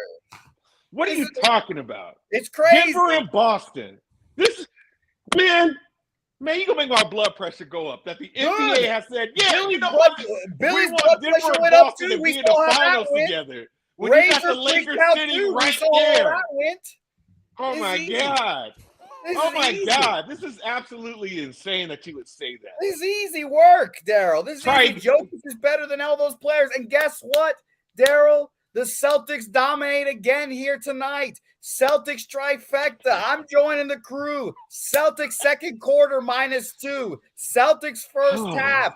Celtics full game. Jimmy Butler's on one fucking ankle. His ankle's been broken for a fucking half a round. He hasn't done anything in a while. Bam Adebayo, I do have PTSD from him, but guess what? We just took out Joel Embiid, who's double the center that fucking clown is. Man, my I'm blood not pressure worried up. about this. Tyler Hero sucks. Max Strus is going to be exposed yet again. Duncan Robinson's not a good basketball player. We all knew that. We all established that. And the Boston Celtics win here again. And Let me tell you something, man. Let me tell you something. The Lakers are in the script more, if anything, than the Eastern Conference. For one, if Boston gets in and makes it to the finals, right, then we have the storied narrative of the best team, the best franchise in the league, going for 18 wins. If Miami goes to the finals, the NBA will like that as well, because then you could take the asterisk off the bubble championship, and you can have a rematch between LA and Miami here. Can you really take off the asterisk? LA's a better script, period, really for either of these teams. Yes, they can. For either of these teams, bro. Because if Miami runs it back and beats LA, then Miami can say, yeah, we would have beat them in the bubble. If LA wins against Miami, then we can say that there's no asterisk for the bubble championship. So either way, LA wins. Their team's not even close to being the same. There's like 3 guys on every team that's the same. It doesn't matter. The bubble is a joke. All that's fake. No one cares about that shit. It's a 4.5 title. You think we're going to give LeBron a title for that? Absolutely not. The Lakers suck. Jokic is going to show why he's the MVP, the best player on the court, the best player in the world, and the Boston Celtics dominate the Heat here again, because this is what they do. They'll come out, smack you in the mouth in this first game. They'll beat them in game 2, probably lose game 3, win game 4, Celtics in 5, Nuggets in 6, and then we'll get a fantastic series of just great basketball, because that's what people want. We don't want to have worry about off the court storylines, Daryl. Adam Silver, ball. What? He's all about ball. Oh my God! What are you talking about, Daryl? Oh my God! What are you talking about? Off the court storylines. That's what makes the entire NBA. What the fuck are you talking about? Nah, Daryl, that's not my NBA, Daryl. We talk ball here, Daryl. We're talking ball. We don't talk off the court bullshit. Ball, Daryl. Ball. I can't believe you would think that the NBA wants the Denver Nuggets. The Denver Nuggets as a written script in the finals. This hurts. As a matter of fact, they already leaked the script to you when Chris Haynes came out and talked about the Lakers championship rings and them actually giving one to Pat Bev and Russ if they win it against the Golden State series. They've already told you where they're going with it. Fuck out of here, man. Maybe a glass of Pinot, maybe a Pinot Noir, maybe a little afternoon Pinot. Just give it a whole box of wine, man. They love it in the chat, Daryl. They love it in the chat, and we love capping with you. Hold on. What is everybody saying about the script then? Okay. You have guys on either side of the fence here. Okay. Yeah. Oh, on either side, what, saying that they want Boston and Denver? No, if there is a script, it's definitely Lakers, Celtics. Lakers and Boston. But there's not there's some people who don't believe there's a script. Okay. I mean, I understand that too. I get it. This is terrible. This is terrible. Not even one game. It took us an hour to talk about one goddamn game. I am not moving on game 1. Okay. And it's hard to not move on game 1s. I'm now 8-2 in my last 10. I've had an atrocious season, but you can still climb a little bit out of this hole I put myself in, and I want Game 2 and Game 4 action exclusively. But we have our expert giving us action. Darryl's on Tatum over 4.5 assists, minus 145. Horford over 1.5 threes, at minus 137. And Max Strus, a prop was at over 11.5 points, was found at minus 102. 102. What are your thoughts on it? You always try to, you don't get involved in the fire, man. You try to stay back, man. You don't want to get hit with no strays. But I'm bringing you in this. What's the script for the finals? Okay, that's the wrong question. Let me stop there. Sure. I'll ask you this. Do you believe that the NBA would rather have Boston and LA in the finals or Boston and Denver in the finals? Oh, there's no doubt. There's no question about it. The Boston Celtics LA Lakers final would be the dream final that would make them the most amount of money and would help the sport. And I try not to believe in scripts because it would make me not want to gamble every day. Yeah, I get it. So I kind of push that talk away. But I try not to put too much energy into the whole script talk, personally. Markel says ratings. Yeah, the ratings would be for ratings. For it's a business. Yeah, absolutely. But this Jokic is a problem, and I don't believe watching Rui Hachimura slow him down. Once they're up 30, is something that Malone can't figure out. So obviously, the Ham made an adjustment. Now the Nuggets will make an adjustment. So everyone talking about as if LA found the recipe to win. I believe they did. I honestly do. So you think Hachimura will be on them? There'll be no change in the Nuggets? I believe of course you're going to adjust to the adjustments, right? I do believe you're going to see Rui with more minutes. So Rui is going to come out there with more minutes. I don't understand why they didn't play Schroeder more. So maybe we'll see something happening there. I know he had gotten to a little bit of foul trouble, right? You need to see less D'Lo, probably less Vandy, right? You got to bring Rui in there for more minutes. Oh, definitely. So I am looking at Rui props on tomorrow. Just a heads up on that. Also, he should get his points. Well, I'm excited. Very, very excited. I love both of these series, Celtics Heat and Lakers Nuggets. It's great for us. Great action. We're gonna have gambling on it, so it's going to be extremely enjoyable. So tonight, though, a lot of love for the Heat in the chat. No side here from Darryl or total, but 3 player props. We have. I think we have Jose. Do we have NBA playback tonight with Dutch? That is an excellent question. I will double check right now. But if we do have the NBA playback with Dutch, it'll be on it'll be on playback.tv/Pub Sports Radio. It's always a good time in there. We watch the NBA lottery there. We all freaked out accordingly. Our social media guy actually has to get a tattoo now of Tony Soprano in a Spurs jersey, specifically a Matt Bonner jersey, because of the lottery now. So that's going to be awesome. I can't wait for all that. But it'll be a whole lot of fun. Playback.tv/Pub Sports Radio. And I'll say this. I hope your Wi-Fi cuts off. It wouldn't be the first time. I'll say this.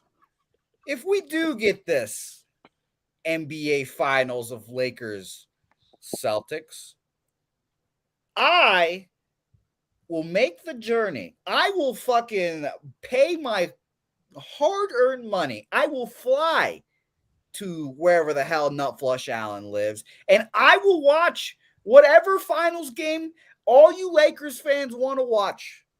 I'll watch game 3 when you guys think you guys have the advantage at home. I will watch whatever game you want. We can watch all this shit together. Nutflush Allen said he'll provide the box wine for Darryl.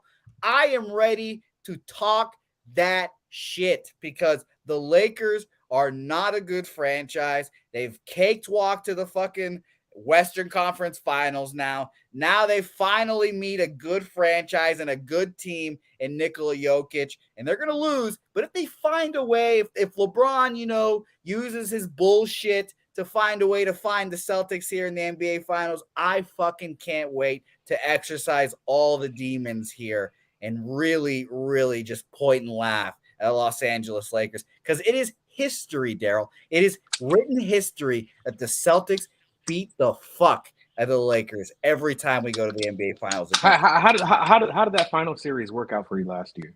How did the one before that one go? How did that final series work out? Ron Artest is the luckiest. Asking for a friend against the Golden State Warriors. How did that work out for you? Oh, you were talking about that one. Oh, well, at least we were there. I'm okay with just getting there. It's a young squad. How many, greats have won titles under 25? Not many. Jason Tatum's going to be one of them, Darryl. You just wait. You just fucking wait. Nobody has won the title over there. Oh, God. I can see it. I can see the inner rage. That was a nice deep breath there. A nice deep breath. Darryl, we love you. Stay hot, man. That 10% ROI still available for you. Any last words? No, man. I'm out.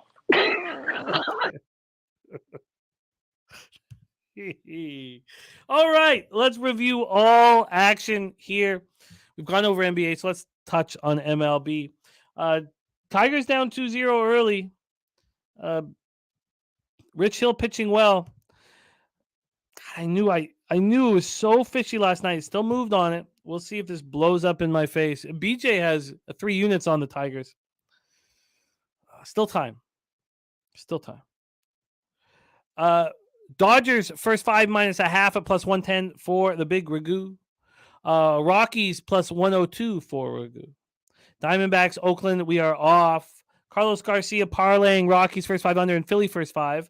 I'm on the first 5 under 5 in Phillies Giants. Ragu's on the Phillies minus 1.5 at plus 145. Ragu is on the first 3 batters for the Royals to go up and down. Yu Darvish to take them all out. First inning under 3.5 batters for the Royals plus 115. DC Capper's top play is San Diego, Kansas City over 8.5. Ragu's on the first 5 under 5 in LA, Baltimore minus 108. Spreadsheet play today's Baltimore minus 1. I tripled up on that game. First 5 under 5 plus 100 for full game under 9 minus 110. First 5 minus a half for the Orioles. Then I missed out on the Washington Miami first 5 under 4, went to 3.5. And Gambler's first glance, the Blue Jays. $300 on the Blue Jays money line plus 100. Ragu's on the under 8 minus 115. Mariners Red Sox, we stayed off. Ragu's on the first 5 under 4.5 plus 103 in Tampa, New York. I'm on the Mets first 5 minus 130. Jose's on the Cardinals full game money line and full game minus 1. Ragu's on the over 8 and the Cardinals team total over 3.5. I'm on the Rangers first 5 plus a half minus 115. Ragu's on the Cubs first 3. And that, friends, is our show for today. Remember, the Preakness all day Saturday, but we have a huge week ahead of us at Pub Sports Radio and a huge day ahead of us. Balking Dead pops off in a little over an hour here on Pub Sports Radio, 3:10 p.m. Eastern. Then we have the Say Hey plays of the day at 5 p.m.